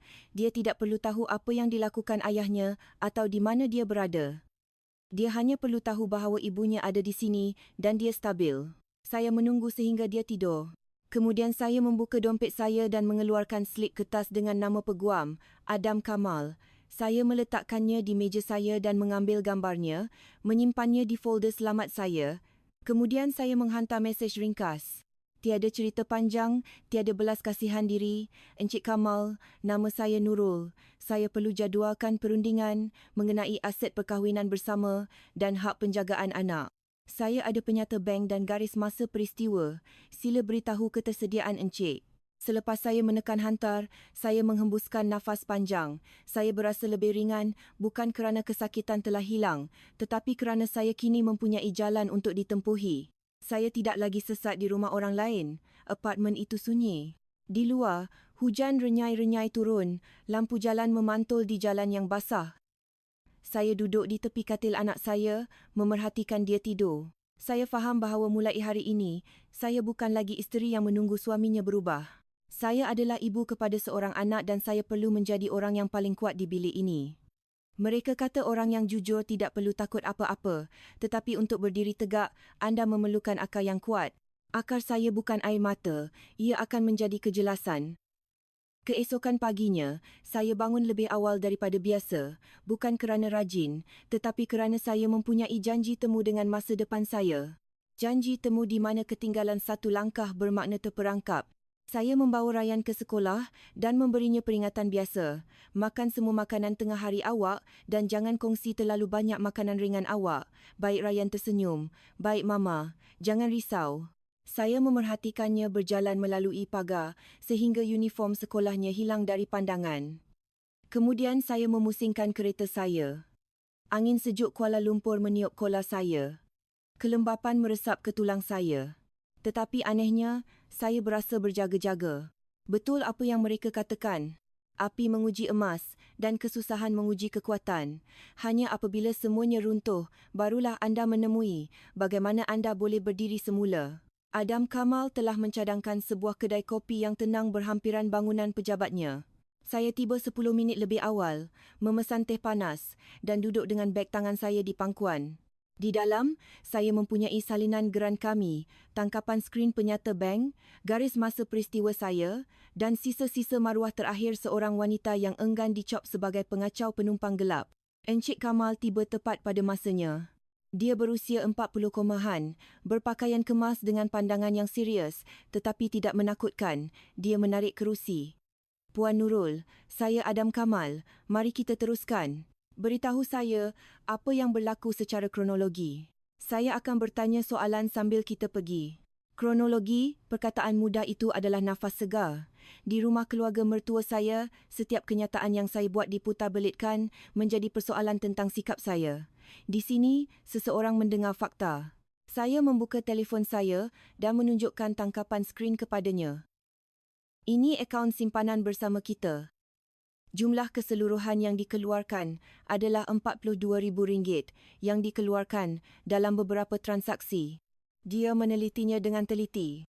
Adakah akaun itu atas nama anda berdua? Ya, tetapi suami saya memegang kad debit dan menguruskan akses dalam talian. Saya percayakan dia, jadi saya tidak pernah memeriksa. Dia mengangguk tanpa penghakiman. Itu biasa. Yang penting anda mempunyai bukti transaksi. Penyata itu baik. Sekarang aset utama, rumah 2 tingkat, ia atas nama anda berdua. Ya, perjanjian pembelian dan geran ada nama kami berdua. Encik Kamal mencatat. Suami anda di mana sekarang? Dia kata dia di Singapura atas urusan perniagaan. Dia menghantar gambar check-in dari lapangan terbang pada 17 Januari. Adakah anda mengesyaki kecurangan? Saya berhenti. Kata-kata itu masih menyakitkan, tetapi suara saya tidak goyah. Saya ada maklumat daripada kawannya. Nama orang lain itu ialah Victoria. Ibu mertua saya sedang mempersiapkan rumah untuk menyambut tetamu penting. Dia tidak mendalami butiran emosi. Dia hanya bertanya, apa yang anda mahukan, Puan Nurul? Adakah anda mahu menyimpan rumah atau anda mahu pergi? Adakah anda mahukan perceraian segera atau hak penjagaan anak adalah keutamaan anda? Saya melihat keluar tingkap pada lalu lintas yang mengalir, jauh dari dunia saya sendiri. Kemudian saya bercakap. Setiap perkataan diletakkan dengan sengaja di atas meja antara kami. Saya mahu melindungi anak saya. Saya mahu pergi dengan maruah saya. Saya tidak mahu pergaduhan yang berantakan. Dan saya tidak mahu dilabel isteri yang cemburu, histeria. Tetapi saya juga tidak boleh membiarkan mereka menukar kunci dan menghalau kami keluar. Dia mengangguk. Jadi, keutamaan pertama adalah keselamatan anda dan anak anda. Keutamaan kedua adalah hak undang-undang dan kewangan anda. Dengar dengan teliti. Memandangkan harta itu dimiliki bersama, tiada siapa yang boleh menghalau anda secara sah. Tetapi pada hakikatnya, mereka boleh membuat hidup anda begitu sengsara sehingga anda terpaksa pergi. Jika anda ingin proaktif, ada caranya, tetapi ia perlu dilakukan mengikut prosedur. Dia bercakap perlahan, memastikan saya faham. Anda memerlukan surat kuasa wakil daripada suami anda, khususnya untuk penjualan harta itu. Dengan SPW yang sah, Anda boleh mewakilinya untuk menandatangani kontrak penjualan, membayar cukai, menerima dana dan menyerahkan harta itu. Itulah satu-satunya cara untuk membawa anda dan anak anda keluar dari rumah itu dengan pasti. Jantung saya berdegup kencang. Surat kuasa wakil. Ia adalah apa yang saya perlukan, tetapi juga yang paling sukar diperoleh. Bagaimana saya boleh membuat Farid menandatanganinya? Bagaimana saya mendapatkan yang sah? Saya bertanya. Dia di Singapura. Jika dia di Singapura, kata Encik Kamal, pandangannya mantap, dokumen itu mesti ditandatangani dan disahkan di kedutaan atau konsulat Malaysia di luar negara untuk mengikat secara sah. Cara lain, dan ia boleh dipertikaikan, dan skopnya mestilah sangat spesifik untuk menandatangani kontrak penjualan, menerima dana, membayar cukai dan memindahkan harta itu. Tiada bahasa yang kabur. Saya menggenggam beg tangan saya. Fikiran saya ligat. Farid tamak, mementingkan imej dan malas membaca cetakan halus. Jika saya boleh membingkainya sebagai sesuatu yang bermanfaat baginya, dia mungkin akan menandatanganinya. Encik Kamal seolah-olah membaca fikiran saya. Boleh awak buat dia tanda tangan secara sukarela? Tiada paksaan, tiada ancaman. Saya boleh lakukannya, kata saya jujur. Dia fikir saya masih percayakannya. Dia benci masalah, tetapi dia suka idea perjanjian yang baik. Dia mengangguk, bertindaklah. Tetapi ingat, setiap perkataan yang anda katakan harus bertujuan kepada matlamat undang-undang. Tiada penghinaan, tiada provokasi. Semakin marah anda, semakin lemah kes penjagaan anak anda. Saya menelan air liur dan bertanya soalan yang paling penting. Penjagaan anak. Jika berlaku perceraian, adakah saya ada peluang? Anda mempunyai peluang yang sangat kuat, jawabnya dengan jelas, terutamanya jika anda boleh membuktikan bahawa anda adalah penjaga utama, bahawa suami anda telah mengabaikan dan bahawa persekitaran di rumah tidak stabil untuk seorang anak. Tetapi anda mesti mengekalkan imej yang tenang, bertanggungjawab, sentiasa memberi tumpuan kepada anak anda dan mulai sekarang, mendokumentasikan setiap interaksi sensitif, simpan semua bukti. Saya mengangguk. Nota-nota teliti yang saya ambil bukan sia-sia. Encik Kamal menulis senarai pendek dan mudah untuk saya. 1. Pastikan anda dan anak anda mempunyai tempat yang selamat untuk pergi. 2. Jangan membuat kecoh atau terlibat dalam pergaduhan. 3. Kumpulkan bukti, penyata bank, tarikh perjalanannya, rekod penjagaan anda. Jika mereka membuat kecoh, dapatkan saksi atau laporan polis. 4. Cipta alasan yang munasabah untuk dia menandatangani surat kuasa wakil. Saya melihat senarai itu dan merasakan rasa kestabilan kembali.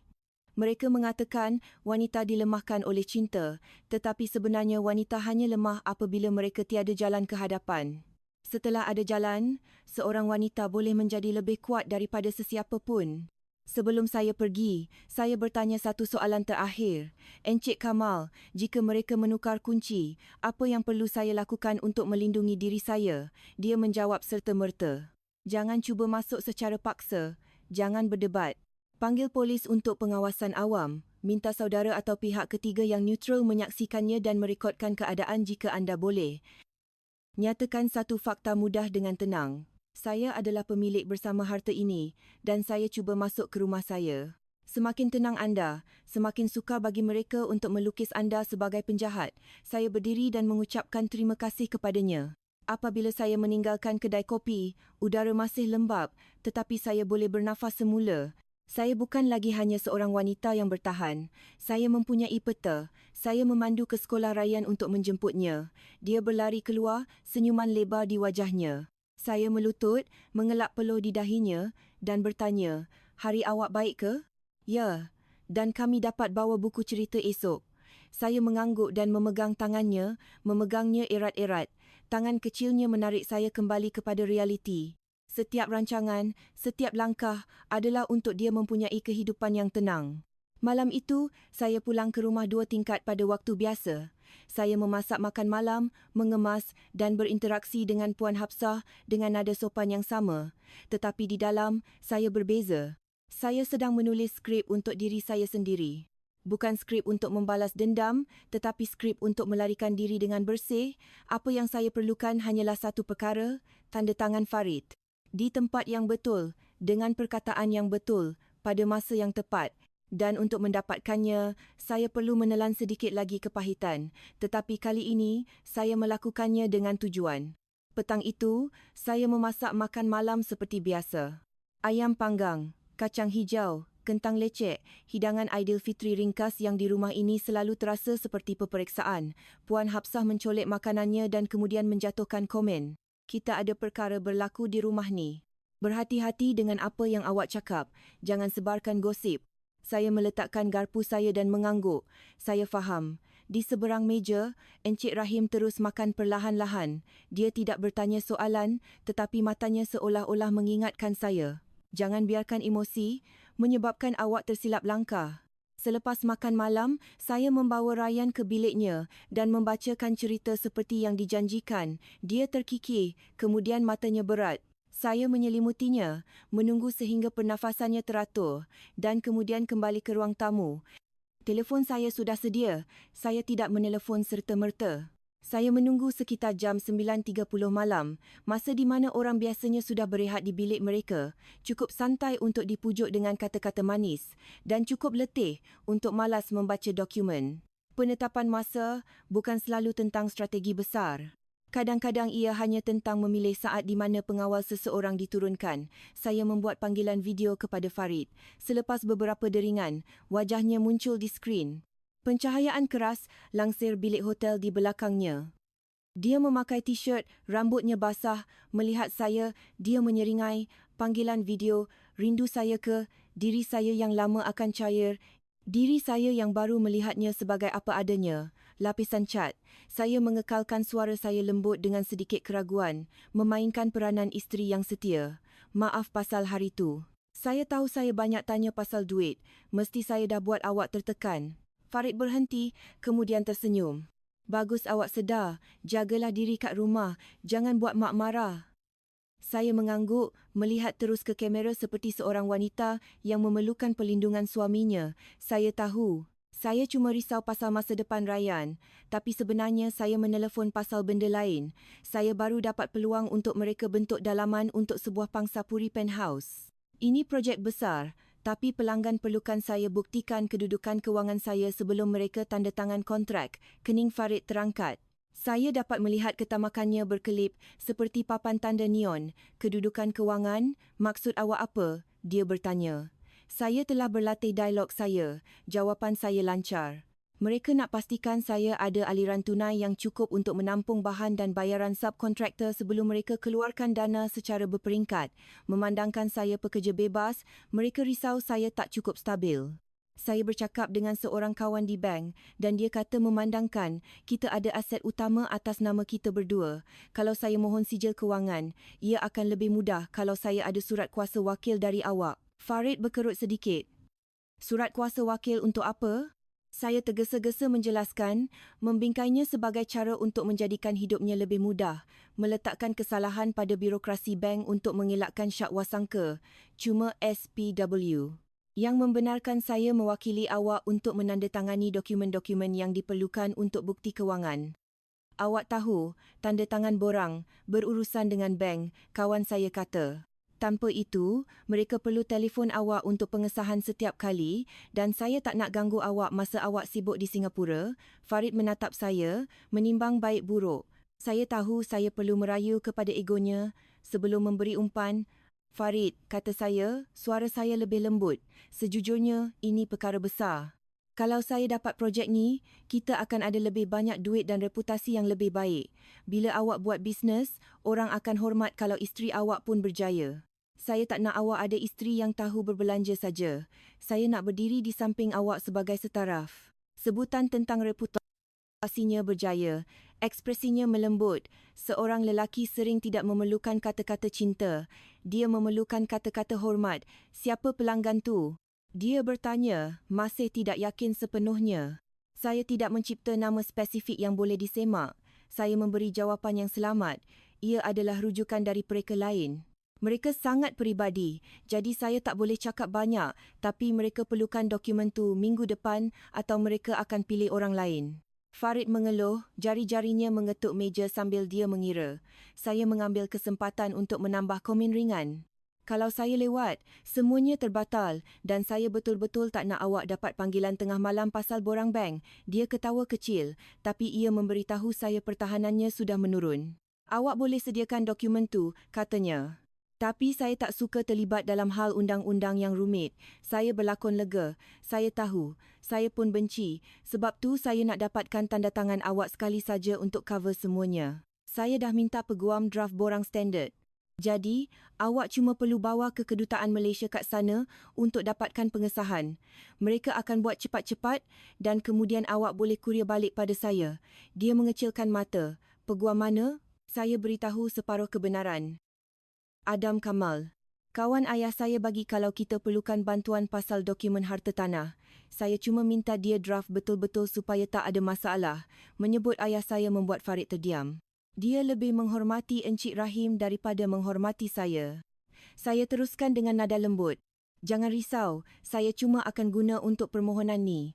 Kita dah kahwin, saya takkan bodoh sampai cuba buat apa-apa yang pelik-pelik. Semuanya atas kertas dan saya tak nak rosakkan nama baik saya sendiri. Dia memandang saya beberapa saat lagi, kemudian memberi izin seperti seorang raja yang menganugerahkan kurniaan.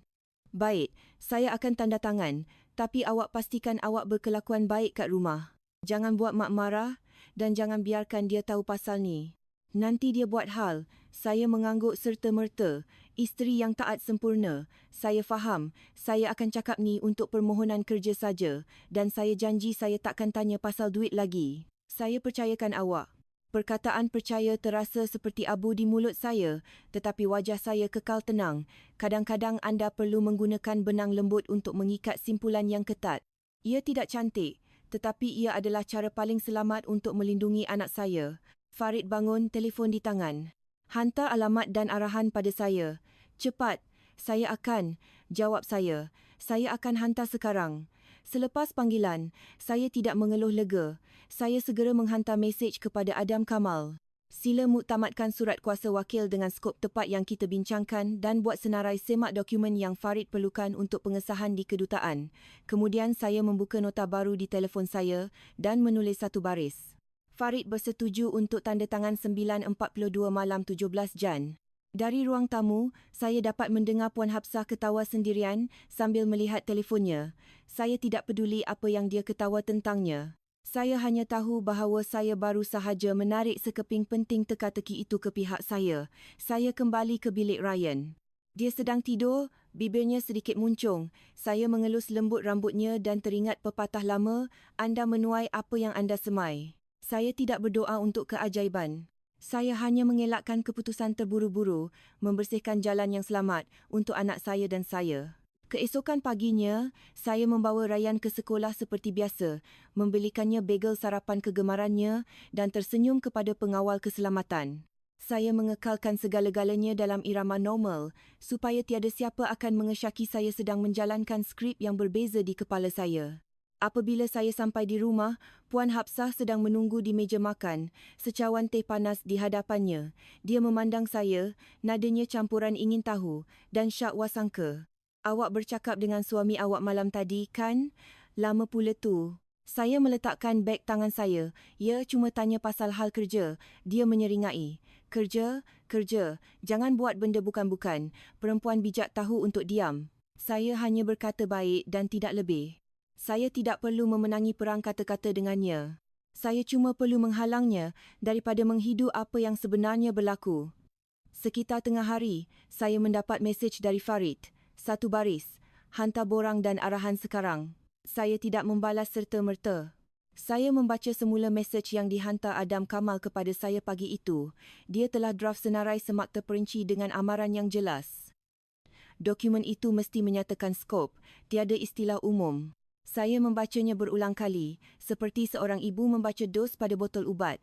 Satu kesilapan kecil boleh membawa bencana. Saya menelefon Encik Kamal. Suara saya perlahan. Boleh Encik semak semula ayatnya sekali lagi? Saya takut dia akan tanda tangan, tapi nanti boleh dipertikaikan. Jangan risau, katanya tegas. Skopnya komprehensif. Untuk menandatangani kontrak penjualan harta tanah, untuk menerima dana melalui pemindahan bank, untuk membayar semua cukai dan yuran berkaitan, untuk melengkapkan pemindahan hak milik. dan untuk menyerahkan harta tanah mengikut kontrak. Lokasi pengesahan dinyatakan sebagai Pejabat Wakil Malaysia di Singapura. Hantar saja senarai semak dan alamat yang betul kepadanya. Bagaimana jika dia mahu edit untuk jadikan ia lebih ringkas? Saya bertanya. Ringkas bermakna ada lompong, kata peguam itu. Jangan biarkan dia buang apa-apa. Kalau dia terlalu malas nak baca, itu kelebihan awak. Kunci dia dengan perkataan yang tepat. Saya menutup telefon, menarik nafas dan kemudian mengarang mesej kepada Farid. Saya menghantar kepadanya tepat 3 perkara, fail dokumen SPW alamat kedutaan dan senarai dokumen yang diperlukan. Kurang daripada 5 minit kemudian, dia menelefon. Tiada video, cuma panggilan suara. Dia kedengaran jengkel. Saya dah tengok, terlalu banyak perkataan. Saya mengekalkan nada saya lembut. Saya tahu, tapi lebih baik teliti. Ini template standard mereka. Dia mengklik lidahnya. Saya akan tanda tangan. Tapi biar saya jelaskan. Jangan sekali-kali buat apa-apa selain yang awak beritahu saya. Saya berlagak tidak bersalah. Selain apa? Maksud awak apa? Jangan sentuh rumah, katanya. Suaranya dingin dan tajam. Rumah ini aset utama. Ini hanya untuk permohonan bukti kewangan awak. Saya faham. Dia mahu menandatanganinya untuk mendapatkan potensi manfaat, tetapi dia juga mahu mengikat tangan saya untuk melindungi satu-satunya perkara yang dia paling takut hilang. Saya tidak membantah. Saya memainkan peranan isteri yang cantik. Tentu saja, saya cuma perlukan kertas tu untuk permohonan saya. Saya takkan buat keputusan pasal rumah sendiri. Dia nampak tenang dan kemudian meletakkan beberapa syarat seperti peraturan rumah. Pertama, mak tak boleh tahu pasal ni. Kedua, awak berkelakuan baik kat rumah, jangan buat dia marah. Ketiga, jangan ungkit lagi pasal pengeluaran duit. Saya dah cakap saya yang uruskan. Saya mendengar yang pertama, kedua, ketiga dan saya mahu ketawa. Lelaki yang mengambil RM42,000 dari saya dan merancang untuk menghalau saya keluar dari rumah saya sendiri menuntut saya berkelakuan baik. Hidup ini memang tidak masuk akal. Sesetengah orang melihat kesabaran anda sebagai lesen untuk melakukan apa sahaja yang mereka mahu. Saya masih menjawab dengan perlahan. Ya, saya faham. Saya takkan buat dia marah. Dia nampak berpuas hati. Bagus. Bila saya tanda tangan, awak selesaikan cepat-cepat. Saya tak nak diganggu pasal ni lagi. Saya akan cepat, janji saya. Dia teragak-agak seketika, kemudian berkata, seolah-olah memberi saya kebaikan. Dan berhenti berfikir, berlebihan. Saya betul-betul dalam perjalanan perniagaan. Saya tidak membahaskan sama ada itu benar atau tidak. Saya hanya memberinya jawapan yang akan menenangkannya. Saya tahu. Selepas kami menutup telefon, saya segera mendokumentasikan syarat-syaratnya. Jangan sebut duit, jangan biarkan mak tahu. Jangan sentuh rumah. Saya tidak menulisnya kerana dengki. Saya menulisnya supaya jika diperlukan kemudian, kata-katanya sendiri akan mengutuknya. Pada sebelah petang, Encik Kamal menghantar mesej lagi. Ingatkan dia untuk tanda tangan di lokasi yang betul, dengan meterai yang betul dan minta dia hantar melalui kurier dengan nombor penjejakan. Saya menukar nasihat itu menjadi peringatan lembut untuk Farid, dibingkai sebagai kebimbangan untuknya. Hai, selepas awak tanda tangan, boleh tak hantar melalui kurier ekspres? Dengan cara tu, saya boleh jejak dan pastikan ia tak hilang. Jadi awak tak perlu buat lagi. Jawapannya ringkas. K. Satu perkataan itu sudah cukup. Saya tahu dia akan melakukannya kerana dia lebih takut akan kesulitan daripada takut salah. Malam itu, saya memberi makan Rayyan, memandikannya dan duduk bersamanya sambil dia berlatih tulisan tangannya. Dia salah mengeja perkataan senyap dan saya membetulkannya. Dia merungut. Mama ni cerewet, betul. Saya tersenyum. Mama cerewet sekarang, supaya nanti tiada siapa boleh buli awak. Matanya membulat dan dia kembali menulis. Anak-anak itu mudah. Mereka hanya perlukan orang dewasa untuk menjadi perisai mereka. Apabila dia tidur, saya berdiri di balkoni seketika. Udara masih lembap, membawa bau basah kota. Saya melihat ke bawah ke arah halaman di mana beberapa pangsapuri masih menyalakan lampu hari raya mereka. Satu fikiran melintas di fikiran saya. Kata-kata yang diucapkan terbang pergi, tetapi hitam putih di atas kertas kekal. Saya berada di jalan itu sekarang. Saya tidak memerlukan simpati. Saya cuma perlukan undang-undang di pihak saya. Saya kembali masuk dan menyusun fail di telefon saya ke dalam folder. penyata bank, geran harta tanah, garis masa, mesej teks. Saya menyusunnya dengan kemas, seperti mengemas beg sekolah untuk anak saya. Apabila tiba masanya, saya perlu dapat mencari segala-galanya tanpa panik. Semuanya sudah siap. Sekarang apa yang boleh saya lakukan hanyalah menunggu tanda tangan Farid untuk sampai ke tempat yang betul dan tiba pada masa yang tepat. Farid berdiam diri selama 2 hari selepas panggilan itu. Itu caranya. Sebaik sahaja dia bersetuju dengan sesuatu, dia menganggapnya selesai dan tidak mahu diganggu lagi. Saya tidak berani mendesaknya. Tergesa-gesa sering mendedahkan perancangan anda. Saya hanya menghantar satu teks keesokan paginya semasa waktu bekerja di Singapura. Cuma peringatan untuk bawa pasport awak, permit residen jika ada, dan SPW yang dicetak ke Kedutaan Malaysia untuk pengesahan. Terima kasih banyak. Dia melihat mesej itu, tetapi tidak membalas. Resit bacaan sudah cukup bagi saya. Di rumah, Puan Hafsah masih sibuk. Dia menyusun biskut import di atas pinggan porselin, menggilap epal merah di dalam mangkuk buah, dan membuat saya menyeterika alas meja sehingga licin sempurna. Saya melakukan semuanya dalam diam. Setiap kali dia menjeling ke arah saya hanya akan mengangguk dan menunduk, berhati-hati agar mata saya tidak mengkhianati apa-apa. Puan Hafsah mempunyai kebolehan untuk merasakan perubahan. Bukan kerana dia peka, tetapi kerana dia sentiasa mahu mengawal. Itulah sebabnya saya perlu berpegang pada rutin. Makan malam tepat pada masanya, kerja sekolah rayaan disiapkan tepat pada masanya, rumah cukup bersih. Saya tidak boleh memberinya sebarang alasan untuk mengesyaki saya merancang pengunduran saya. Encik Rahim masih senyap, tetapi setiap kali dia melalui ruang tamu, matanya akan memandang saya seketika, peringatan senyap untuk mengekalkan fikiran yang tenang. Saya tidak perlu dia membela saya cuma perlu dia tahu saya tidak gila. Itu sudah cukup untuk menjaga saya tetap tenang. Pada petang hari ketiga, Farid menelefon. Dia kedengaran jengkel, mungkin kerana kesulitan urusan itu. Saya kat sini, ramai orang. Saya tahu dia berada di tempat yang betul. Saya mengekalkan suara saya ceria, seolah-olah saya meminta pertolongan kecil. Saya tahu, sabar sikit. Orang yang saya bekerjasama memerlukan meterai rasmi dari kedutaan. Pengesahan yang salah akan menyebabkan permohonan saya ditolak dan saya akan kehilangan peluang. Ya, saya tahu, katanya ringkas. Saya tidak menjelaskan lebih lanjut. Saya hanya berkata satu perkara terakhir untuk memastikan dia berada di landasan yang betul. Sila tanda tangan ia betul-betul seperti dalam fail. Jangan ubah sepatah perkataan pun. Okey?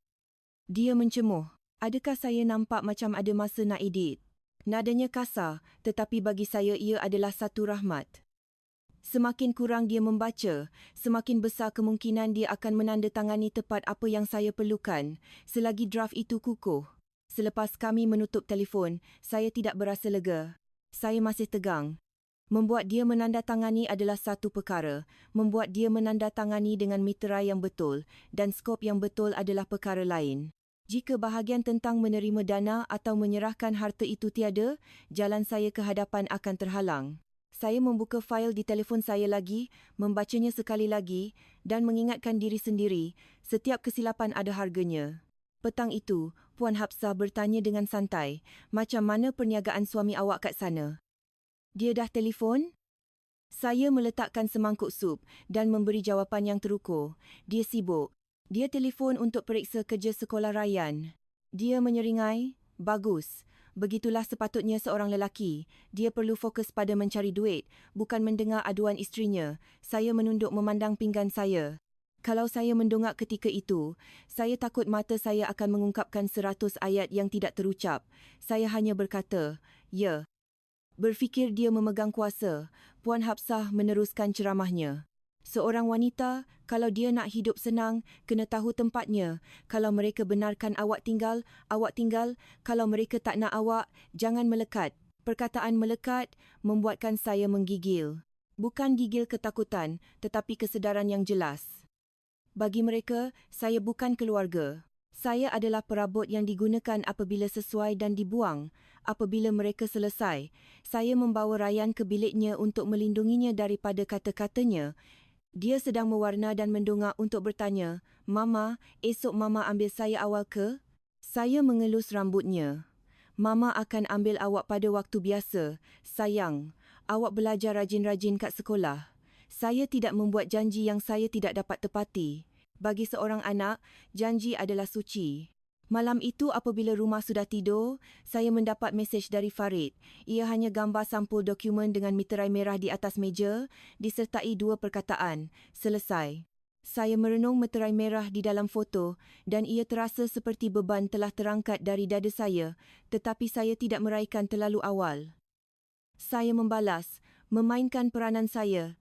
Ringkas, terima kasih. Sila hantar melalui Courier Express dan simpan nombor penjejakan. Balasannya, K. Saya segera menghantar mesej kepada Adam Kamal. Dia dah tanda tangan. Saya ada foto meterai. Menunggu yang asal dihantar melalui Courier. Dia membalas dengan cepat. Bagus. Apabila anda menerima yang asal, ambil gambar setiap halaman, periksa meterai, tarikh dan skop. Jangan tergesa-gesa. Saya meletakkan telefon saya dan duduk diam seketika. Di luar, lampu jalan memantul di kaca tingkap yang basah. Kuala Lumpur masih sejuk, masih basah, masih suram. Tetapi, hati saya terasa berbeza. Saya tidak lagi menavigasi dalam kabus. Saya memegang peta dengan meterai merah. Saya membuka almari saya dan memeriksa beg kecemasan untuk anak saya dan saya. Ia masih ada, tidak terusik, sebuah rakit penyelamat. Kemudian, saya kembali ke katil dan memerhatikan anak saya tidur. Saya teringat pepatah lama, di mana ada kemahuan, di situ ada jalan. Kemahuan saya bukan tentang kemenangan. Ia tentang memberi anak saya tempat yang bermaruah untuk berdiri, walaupun ia bermakna meninggalkan rumah ini. Saya mematikan lampu dan berbaring. Malam itu, buat pertama kalinya dalam tempoh yang lama, saya tidur nyenyak. Bukan kerana ribut sudah reda, tetapi kerana saya akhirnya memegang tali yang akan memastikan anak saya dan saya selamat. 2 hari selepas mesej selesai, panggilan dari kurier membuatkan saya berdiri. Saya berada di dapur. Tangan saya berbau bawang apabila saya mendengar kata-kata, pakej untuk Nurul binti Ismail. Jantung saya mula berdegup kencang. Saya tidak berlari ke pintu. Saya membasuh tangan saya, mengeringkannya dengan teliti dan keluar dengan ekspresi paling santai yang saya mampu. Puan Hafsah berada di ruang tamu, matanya mengekuri saya. Saya berkata ringkas, "Dokumen kerja, Mak?" Dia mengeluh, mungkin menyangka ia hanyalah lebih banyak dokumen remeh saya. Saya menandatangani untuk sampul surat itu, membawanya ke bilik saya dan mengunci pintu. Ia adalah perasaan yang aneh memegang pakej itu. Ia terasa rapuh dan sangat berkuasa. Jika saya menjatuhkannya, seluruh masa depan saya boleh hancur. Saya meletakkan sampul surat itu di meja saya, tetapi tidak membukanya serta-merta. Saya menarik nafas panjang dan menelefon Adam Kamal, meletakkannya pada pembesar suara. "Encik Kamal, saya ada yang asal. Saya buka sekarang untuk semak." Suaranya tenang dan stabil. "Buka. Ambil gambar setiap halaman dan periksa 3 perkara. Meterai notari, tarikh dan skop kuasa. Pastikan ia sepadan dengan draft." Saya membuka sampul surat itu. Kertas itu berbau dakwat baru, meterai merah jelas di sudut. Saya memeriksanya halaman demi halaman, mata saya mengimbas teks seperti seseorang mencari sebutir pasir. Itu hanyalah perkataan, tetapi pada saat ini dalam hidup saya, setiap perkataan mempunyai berat. Saya mengambil gambar semuanya dan menghantarnya kepadanya. Dia menelitinya dengan cepat dan menghantar mesej kembali. "Bagus. Skopnya mencukupi. Meterai dan lokasi betul. Simpan yang asal di tempat yang selamat. Jangan hilang." Saya melihat mesejnya dan merasakan gelombang kelegaan membasahi saya. Bukan kelegaan dari kesakitan, tetapi kelegaan kerana akhirnya mempunyai sesuatu yang pasti di tangan saya. Tidak lagi perlu meneka niat sesiapa pun, saya meletakkan dokumen asal di dalam beg berzip kalis air dan menyembunyikannya jauh di dalam laci berkunci. Saya melampirkan kunci itu pada rantai kunci peribadi saya yang sentiasa saya bawa. Ini bukan tentang bersikap terlalu dramatik, ini tentang berhati-hati agar tiada siapa yang secara tidak sengaja dapat menemuinya dan menjadikannya masalah baru. Langkah seterusnya adalah pasaran. Saya tidak mahu meletakkan tanda untuk dijual oleh pemilik. Menjual aset utama tanpa proses profesional adalah jemputan untuk masalah. Saya memerlukan seseorang yang berpengalaman dan rekod prestasi yang bersih. Encik Kamal mengesyorkan seorang ejen hartanah bernama Encik Hadi yang pakar dalam hartanah di kawasan saya. Saya mengaturkan untuk bertemu dengannya di sebuah kafe berhampiran rumah 2 tingkat itu semasa waktu makan tengah hari saya. Saya memberitahu Puan Hafsah bahawa saya ada mesyuarat dengan pelanggan. Saya tiba dahulu, memesan teh panas dan menunggu. Apabila Encik Hadi tiba, dia terus ke intipati. Anda mahu menjual hartanah yang dimiliki bersama? Anda mempunyai surat kuasa wakil yang sah? Saya tidak berdrama. Saya hanya mengeluarkan salinan yang telah saya sediakan dan menunjukkan kepadanya halaman yang berkaitan. Dia membacanya dengan teliti dan mengangguk. Skopnya komprehensif. Ini akan berjaya. Berapa harga yang anda minta? Saya menjawab dengan data, bukan emosi. Kami membelinya dengan harga RM680,000. Saya ingin menyenaraikannya sekitar RM750,000. Perabotnya asas. Saya tidak cuba menaikkan harga. Anda memerlukan jualan segera? Dia bertanya. Ia adalah soalan mudah, tetapi ia juga perangkap pasaran, keterdesakan, mengundang, tawaran rendah. Saya memerlukan jualan dalam tempoh masa yang boleh dipercayai, kata saya secara langsung. Tetapi, saya tidak menjual pada sebarang harga. Saya lebih suka pembeli dengan pembiayaan yang bersih yang boleh bergerak cepat dalam penutupan. Encik Hadi tersenyum tipis. Itu cara yang betul untuk melakukannya.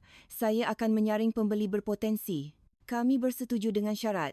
Semua komunikasi akan didokumentasikan melalui teks atau email. Deposit akan dibuat melalui pindahan bank dan semua lawatan akan dijadualkan lebih awal. Saya menambah satu syarat lagi dan dia bersetuju tanpa soalan. Semasa proses ini, saya memerlukan budi bicara penuh. Keluarga saya tidak boleh tahu tentang ini lagi. Dia faham. Jangan risau, katanya. Saya seorang profesional. Saya tahu bagaimana untuk menjaga rahsia. Meninggalkan kafe, saya tidak berasa seperti seseorang menjual rumah. Saya berasa seperti seseorang menyusun semula hidupnya. Tetapi saya juga tahu bahawa semakin dekat anda dengan garisan penamat, semakin mudah untuk tersandung. Saya tidak mampu untuk cuai. Pulang ke rumah, saya memasak makan malam, membantu Ryan dengan kerja rumahnya dan mengemas seperti hari-hari lain. Apabila Puan Hafsah meminta saya mengelap kabinet dapur, saya lakukannya. Apabila dia meminta saya membeli bunga segar, saya membelinya. Saya tidak melakukannya kerana saya takut kepadanya. Saya melakukannya supaya dia tidak mempunyai alasan untuk terpaku pada saya dan memulakan gelombang masalah baru. Malam itu, apabila Ryan tidur, saya menyemak senarai semak yang Encik Hadi telah hantar kepada saya. Geran, ID, S, P, W. Asal, deposit, rekod pindahan, jadual janji temu penutupan. Saya mencipta folder fizikal yang berasingan dan menyusun dokumen mengikut susunan. Kerja kertas seperti pakaian. Saya berkata pada diri sendiri, ia perlu dilipat kemas untuk kelihatan presentable. Timbunan yang tidak kemas hanya mengundang penelitian. Keesokan paginya Encik Hadi menghantar mesej bahawa dia mempunyai pembeli berpotensi yang ingin melihat rumah petang itu. Mereka kukuh dari segi kewangan. Saya tidak membalas serta-merta. Saya memeriksa jadual Ryan, mencatat masa Puan Hafsah biasanya turun ke halaman untuk berbual dengan kawan-kawannya dan kemudian mencadangkan masa lawatan yang akan kelihatan seperti aktiviti selepas sekolah biasa. Saya tidak lagi teruja secara naif. Saya cuma berhati-hati. Saya telah sampai sejauh ini. Saya tidak boleh membiarkan kelalaian sesaat merosakkan segala-galanya. Saya mematikan telefon saya dan melihat Ryan bergulung tidur kesejukan. Saya menarik selimutnya ke atas dan berbisik, Mama buat semua ni bukan untuk menang dalam pergaduhan, tapi untuk bagi Ryan rumah sebenar, tempat di mana kita bukan tetamu. Petang itu, saya membawa Ryan ke kelas seninya pada waktu biasa. Sebenarnya, ia adalah kelas berhampiran rumah ibu bapa saya yang telah saya cari berminggu-minggu yang lalu. Ia membuatkan dia gembira dan memberi saya alasan yang munasabah untuk keluar. Apa yang diperlukan seorang anak hanyalah sekotak krayon. Orang dewasa, seperti saya memerlukan masa untuk menangani cabaran terbesar dalam hidup tanpa diawasi. Saya menghantar mesej kepada Encik Hadi. Saya akan selesai jam 4.30. Dia membalas bahawa pembeli akan tiba tepat pada masanya. Saya sampai di rumah 2 tingkat dahulu, membuka pintu, menyalakan beberapa lampu untuk menjadikannya terang dan menarik langsir untuk membiarkan pemandangan masuk. Saya tidak menyusunnya seperti penjual yang terdesak. Saya hanya memastikan ia kelihatan seperti rumah yang kemas, bermaruah. Saya tidak menjual kerana terdesak. Saya menjual berdasarkan nilai. Pembeli adalah sepasang suami isteri berusia 40 keropaan. Suami pendiam. Isteri meneliti setiap perincian dari kaunter dapur hingga ke hiasan siling. Saya berdiri pada jarak yang hormat, menjawab hanya apa yang ditanya tanpa berlebih-lebihan. Encik Hadi mengendalikan kebanyakan perbualan. Isteri bertanya, atas nama siapa harta ini? Saya menjawab dengan tenang, seolah-olah membincangkan projek reka bentuk. Ia atas nama suami saya dan saya. Saya mempunyai surat kuasa wakil yang sah untuk mengendalikan transaksi. Dengan satu ayat itu, saya melihat keraguan mereka pudar. Dalam hartanah, orang paling takut pada komplikasi. Saya faham itu.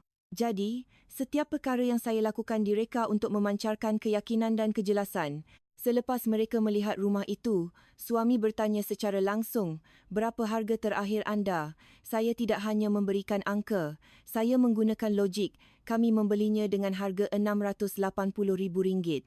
Ia berada di lokasi utama dengan dalaman asas yang dikemas kini. Lantainya ideal. Saya meminta RM750,000. Untuk pembeli yang serius, yang bergerak pantas, saya boleh sedikit fleksibel, tetapi saya tidak terdesak. Dia berdiam seketika, kemudian mengangguk. Baiklah, bagaimana kita uruskan deposit? Saya menjeling ke Encik Hadi. Dia faham dan menjelaskan prosedur standard. Deposit wang pendahuluan akan dibuat melalui pindahan bank ke akaun escrow. Kami akan menandatangani perjanjian pembelian rasmi yang menggariskan garis masa, tanggungjawab dan kontingensi pemeriksaan. Tiada wang tunai, tiada perjanjian lisan. Isteri bertanya satu soalan lagi. Kenapa anda menjual? Ia adalah soalan biasa, tetapi bagi saya, ia adalah ranjau darat. Saya tidak boleh memberitahu kebenaran, tetapi jawapan yang kabur akan menimbulkan syak wasangka. Saya memilih jawapan yang munasabah dan profesional. Kami berpindah untuk lebih dekat dengan sekolah anak saya dan tempat kerja saya. Tiada siapa yang bertanya soalan lagi. Orang yang membeli rumah memerlukan kepastian, bukan drama. Malam itu, Encik Hadi menghantar draft perjanjian pembelian. Saya membaca setiap baris, memeriksanya mengikut senarai yang Encik Kamal berikan kepada saya. Terdapat beberapa klausul yang saya minta untuk disemak segera. Penalti untuk menarik diri, tarikh penutupan dan kewajipan untuk menyediakan dokumen perlu kukuh. Encik Hadi membalas, awak betul untuk teliti begini. Kontrak yang jelas mencegah masalah kemudian hari. Saya dijadualkan menandatangani perjanjian keesokan harinya. Saya membuat nota dalam garis masa saya, tetapi hidup bukan hanya tentang kerja kertas. Di rumah, Puan Hafsah mula menyedari jadual saya yang sedikit berubah. Dia tidak mempunyai bukti apa-apa, jadi dia menggunakan kaedah biasanya, soalan-soalan yang menyelidik. Sebaik saja saya masuk, dia bertanya, awak pergi mana sepanjang petang? Saya menggantung beg tangan saya, suara saya sopan. Saya bawa Ryan ke kelas seni. Cikgu kata dia ada bakat, jadi saya fikir ia akan menyeronokkan untuk dia. Puan Hafsah berkerut. Dia patut fokus pada pelajaran, bukan menconteng, membuang masa saja. Saya tersenyum. Cuma untuk rehat, Mak. Dia kan budak lagi. Dia mengeluh dan kemudian mengeluarkan tembakan terakhirnya. Jangan gunakan budak tu sebagai alasan untuk merayau. Kata-katanya menyakitkan, tetapi ekspresi saya tidak berubah. Saya tahu sekarang lebih dari sebelumnya, saya tidak boleh membiarkannya memahami saya. Saya hanya berkata, baiklah, dan pergi ke dapur untuk memulakan makan malam. Bau tajam bawang membuat mata saya berair. Anda boleh lap air mata dari mata anda, fikir saya. Tetapi untuk menghadapi kepahitan hidup, anda memerlukan rancangan. Malam itu, Encik Rahim lalu di dapur dan melihat saya membasuh pinggan lewat malam. Dia tidak bertanya ke mana saya pergi. Dia hanya meletakkan sekotak kecil ubat alahan kanak-kanak di kaunter dan berkata perlahan, cuaca lembap ni teruk. Jaga diri. Saya mengangguk. Terima kasih, Abah. Tiada perkataan lain diperlukan.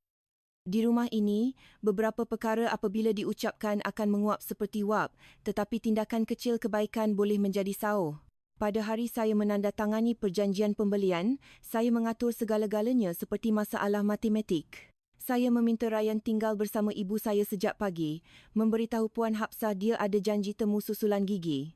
Itu adalah alasan yang pernah didengarinya dan tidak mudah dipertikaikan. Saya bertemu pembeli di pejabat ejen hartanah, menandatangani perjanjian dan menerima pengesahan pindahan bank untuk deposit wang pendahuluan. Saya tidak menyentuh wang tunai walau $1. Saya hanya berurusan dengan dokumen. Apabila notifikasi bank berbunyi di telefon saya, tangan saya sejuk tetapi fikiran saya jelas. Saya tidak berasa menang, hanya rasa bahawa sebuah pintu akhirnya telah terbuka. Apabila saya sampai di rumah, Puan Hapsah berada di sofa, terpaku pada telefonnya. Tanpa mendongak, dia berkata, "Kita ada tetamu datang hujung minggu ni. Kemas-kemas." "Baiklah," jawab saya. Dalam fikiran saya, semuanya mengikut garis masa. Perjanjian pembelian telah ditandatangani. Langkah seterusnya adalah pemeriksaan hartanah dan persiapan untuk penutupan, tetapi saya tidak menunjukkan sedikit pun kelegaan dalaman saya di wajah saya. Saya mengeluarkan pinggan makan malam, menghidangkan makanan Ryan apabila dia pulang dan bertanya kepadanya apa yang dia lukis di kelas seni. Hidup perlu berjalan seperti biasa kerana saya memerlukannya. Dalam permainan catur ini, pemenang bukan yang menjerit paling kuat, tetapi yang dapat mengawal pernafasan mereka sehingga akhir. Pada pagi Isnin, saya bangun berasa seperti saya akan menghadapi peperiksaan akhir, bukan ujian pengetahuan, tetapi ujian ketenangan. Saya membuat sarapan Ryan, memeriksa beg sekolahnya dan mengingatkannya untuk memakai jaket. Dia berceloteh tentang sekolah, sementara saya meninjau semula jadual harian saya. Saya tidak membawanya pulang ke rumah 2 tingkat itu selepas sekolah. Saya menjemputnya dan pergi ke rumah ibu bapa saya seketika setelah memberitahu Puan Hapsah sebelum ini bahawa gurunya telah meminta pertemuan ibu bapa. Alasan itu biasa dan sukar dipertikaikan. Pada masa dia hanya mampu mengeluh sebagai balasan, saya sudah keluar dari pintu. Dari rumah ibu bapa saya terus ke syarikat hak milik untuk janji temu penutupan yang telah diaturkan oleh Encik Hadi. Saya berpakaian sederhana, bukan untuk parti, tetapi tidak juga selekeh. Seluar hitam, blaus kemas, rambut diikat ke belakang. Saya mahu kelihatan seperti orang yang serius, bukan seseorang yang membawa drama ke meja. Pembeli tiba tepat pada masanya. Ejen penutupan bertanya soalan standard. Dokumen hartanah, status perkahwinan, skop surat kuasa wakil, kaedah pembayaran. Saya membentangkan fail saya dalam susunan teratur yang telah saya sediakan. Tiada kekok, tiada keraguan. Apabila ejen meninjau SPW, dia meneliti meterai itu, membaca teks perlahan-lahan dan mengangguk. Skopnya mencukupi. Anda boleh menandatangani bagi pihak beliau. Satu anggukan itu membuatkan tekak saya terasa sedikit kurang tegang, seperti saya baru sahaja melintasi jambatan goyang tanpa jatuh. Apabila tiba giliran saya untuk menandatangani, tangan saya masih sejuk, tetapi tanda tangan saya stabil. Saya menandatangani seolah-olah saya menandatangani projek reka bentuk utama, jelas, ringkas, tegas. Saya tidak memandang pembeli atau ke ruang kosong di mana nama Farid sepatutnya berada. Saya hanya fokus pada kertas di hadapan saya. Kepercayaan boleh dipecahkan, tetapi prosedur perlu diikuti. Selepas penutupan, langkah seterusnya adalah membayar cukai hartanah dan memfailkan pindah hak milik. Encik Hadi mengingatkan saya, simpan setiap resit dan slip janji temu. Kita perlu kekalkan momentum minggu ni. Saya mengangguk. Saya tidak banyak bercakap. Saya hanya melakukan apa yang perlu dilakukan. Semasa beratur di pejabat rekod daerah, saya melihat sekeliling kepada orang asing, masing-masing memegang set kertas mereka sendiri, masing-masing dengan cerita mereka sendiri. Saya terfikir bagaimana kehidupan seorang wanita boleh mempunyai titik perubahan yang tiada siapa yang menyaksikannya. Air mata tidak akan menyelesaikan apa-apa di sini. Saya mengingatkan diri sendiri tentang pepatah, kebenaran akan menang. Saya bercakap dengan kertas, dengan meterai, dengan prosedur, bahasa yang semua orang perlu dengar. Petang itu, saya tidak terus pulang. Saya mempunyai janji temu dengan pengurus kemudahan simpanan diri yang telah saya sewa. Saya memilih satu dengan kamera keselamatan yang baik dan proses daftar masuk yang jelas. Saya tidak memindahkan segala-galanya sekaligus. Tiada lori pengangkut yang bising. Saya melakukannya secara beransur-ansur. Hari ini, beberapa kotak buku Ryan, beberapa barang rumah yang tidak penting, fail lama, barang-barang yang tidak akan kelihatan hilang. Dokumen asal dan barang berharga kekal bersama saya. Pengurus bertanya. Cuma pindahkan beberapa barang pada satu masa, saya tersenyum. Ya, perlahan-lahan supaya tidak terlalu membebankan. Saya tidak menjelaskan. Saya hanya menandatangani resit, mengambil foto nombor unit saya dan menyimpannya. Berhati-hati, bukan tentang menjadi paranoid. Ia tentang tidak memberi sesiapa alasan untuk mendakwa saya telah melarikan diri dengan semua barang. Malam itu, Farid menelefon. Dia kedengaran seperti sedang memeriksa inventori dari jauh. Semuanya okey kat rumah? Mak tak ada cakap apa-apa. Saya memberinya jawapan yang terukur. Tidak terlalu dingin, tidak terlalu mesra. Semuanya baik. Ryan buat elok kat sekolah. Dia mengeluh, kemudian bertanya. Suaranya lebih berhati-hati dari sebelumnya. Macam mana permohonan awak? Saya memberinya baris yang dia mahu dengar. Saya sedang usahakan dokumen. Hampir selesai. Saya cuba selesaikan cepat-cepat supaya saya tak perlu ganggu awak lagi. Dia berpuas hati. Bagus, cepatlah. Jangan berlengah.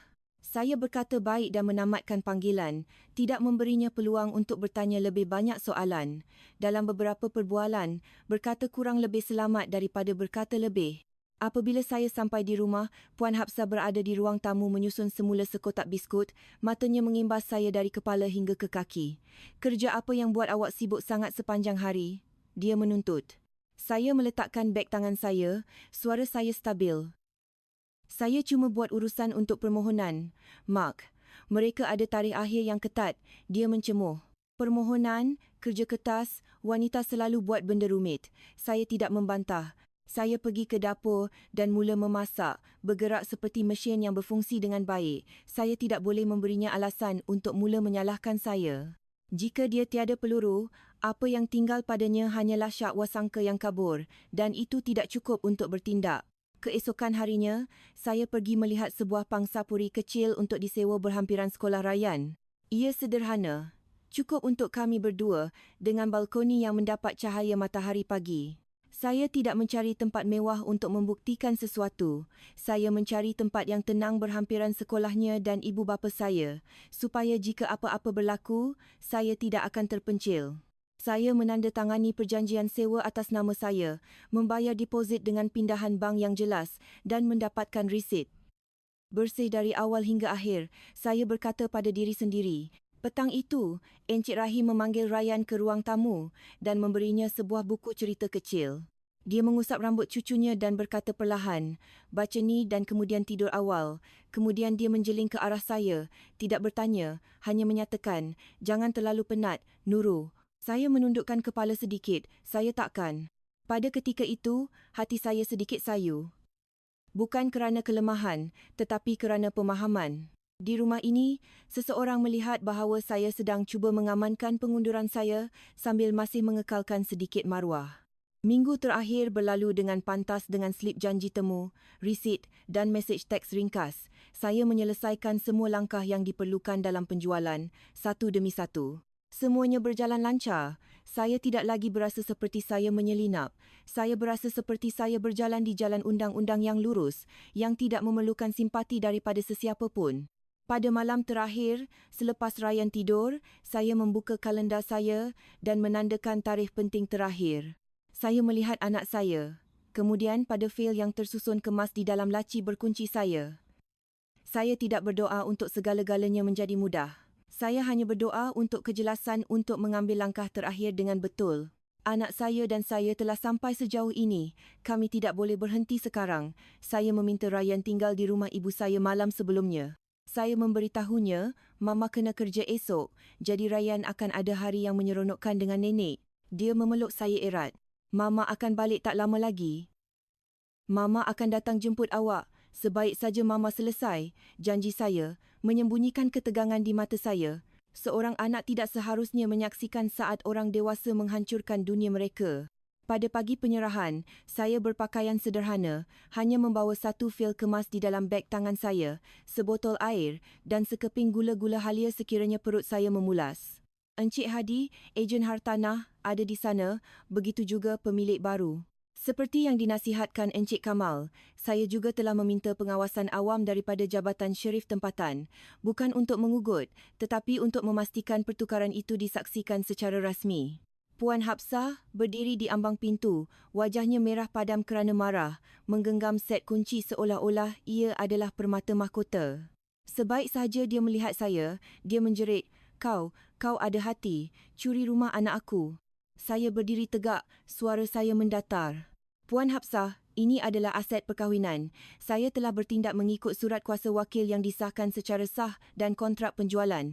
Dia mula menjerit, suaranya bergema di koridor. Dia tidak menggunakan kata-kata kesat, tetapi setiap perkataan adalah serangan terhadap watak saya, memanggil saya ular yang licik, pembohong yang tidak tahu malu, serigala berbulu domba. Jiran-jiran membuka pintu mereka untuk mengintai. Saya mendengar semuanya, tetapi tidak membalas apa-apa. Saya tahu bahawa saat saya hilang ketenangan, saya akan memberinya peluru yang dia perlukan untuk melukis saya sebagai histeria. Timbalan Sheriff melangkah ke hadapan, suaranya tenang tetapi tegas. Puan, sila bertenang. Ini adalah transaksi undang-undang.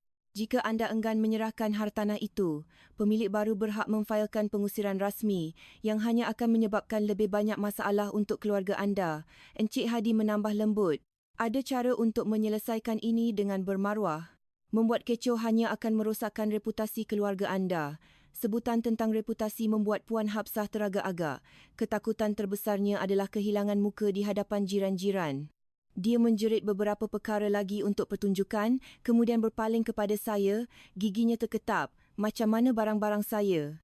Encik Hadi membentangkan senarai inventori yang telah disediakan dan perjanjian berpindah keluar. Saya hanya berkata satu perkara, dengan hormat. Anda ada sehingga tarikh yang dinyatakan dalam perjanjian untuk mengumpul barang-barang anda. Saya tidak akan menyimpan apa-apa yang milik anda. Puan Hafsah mencapai telefonnya dan menelefon Farid dengan panik. Beberapa minit kemudian, telefon saya berdering. Itu Farid. Suaranya panik. Nurul, apa yang awak buat ni? Awak tipu saya ke? Saya tidak terlibat dalam pertengkaran di koridor. Saya memberinya jawapan yang sama seperti yang akan saya berikan di mahkamah. Farid, sila ajukan semua soalan kepada peguam saya, Adam Kamal. Saya sedang menyerahkan hartanah itu seperti yang termaktub dalam kontrak. Dia memaki hamun saya dan menutup telefon. Saya tahu dia bergegas pulang, tetapi saya tidak lagi berada di sana untuk menunggunya. Dengan kertas-kertas yang ditandatangani, kemarahannya hanyalah bising. Encik Rahim muncul ketika Puan Hafsah mula berkemas. Dia memandang saya, matanya penat tetapi baik. Saya berjalan ke arahnya. Abah, kata saya perlahan. Saya tak nak Abah terpaksa pergi. Abah boleh tinggal. Saya akan sentiasa hormati Abah. Dia menggelengkan kepala. Awak jaga Rayyan, katanya. Kalau Abah tinggal, mereka akan seret awak ke dalam lebih banyak drama. Dia berpaling dan mula membantu Puan Hafsah mengemas kotak. Mata saya pedih. Saya tidak menghalau bapa mertua saya. Dia memilih jalan yang akan memberikan ketenangan kepada cucunya.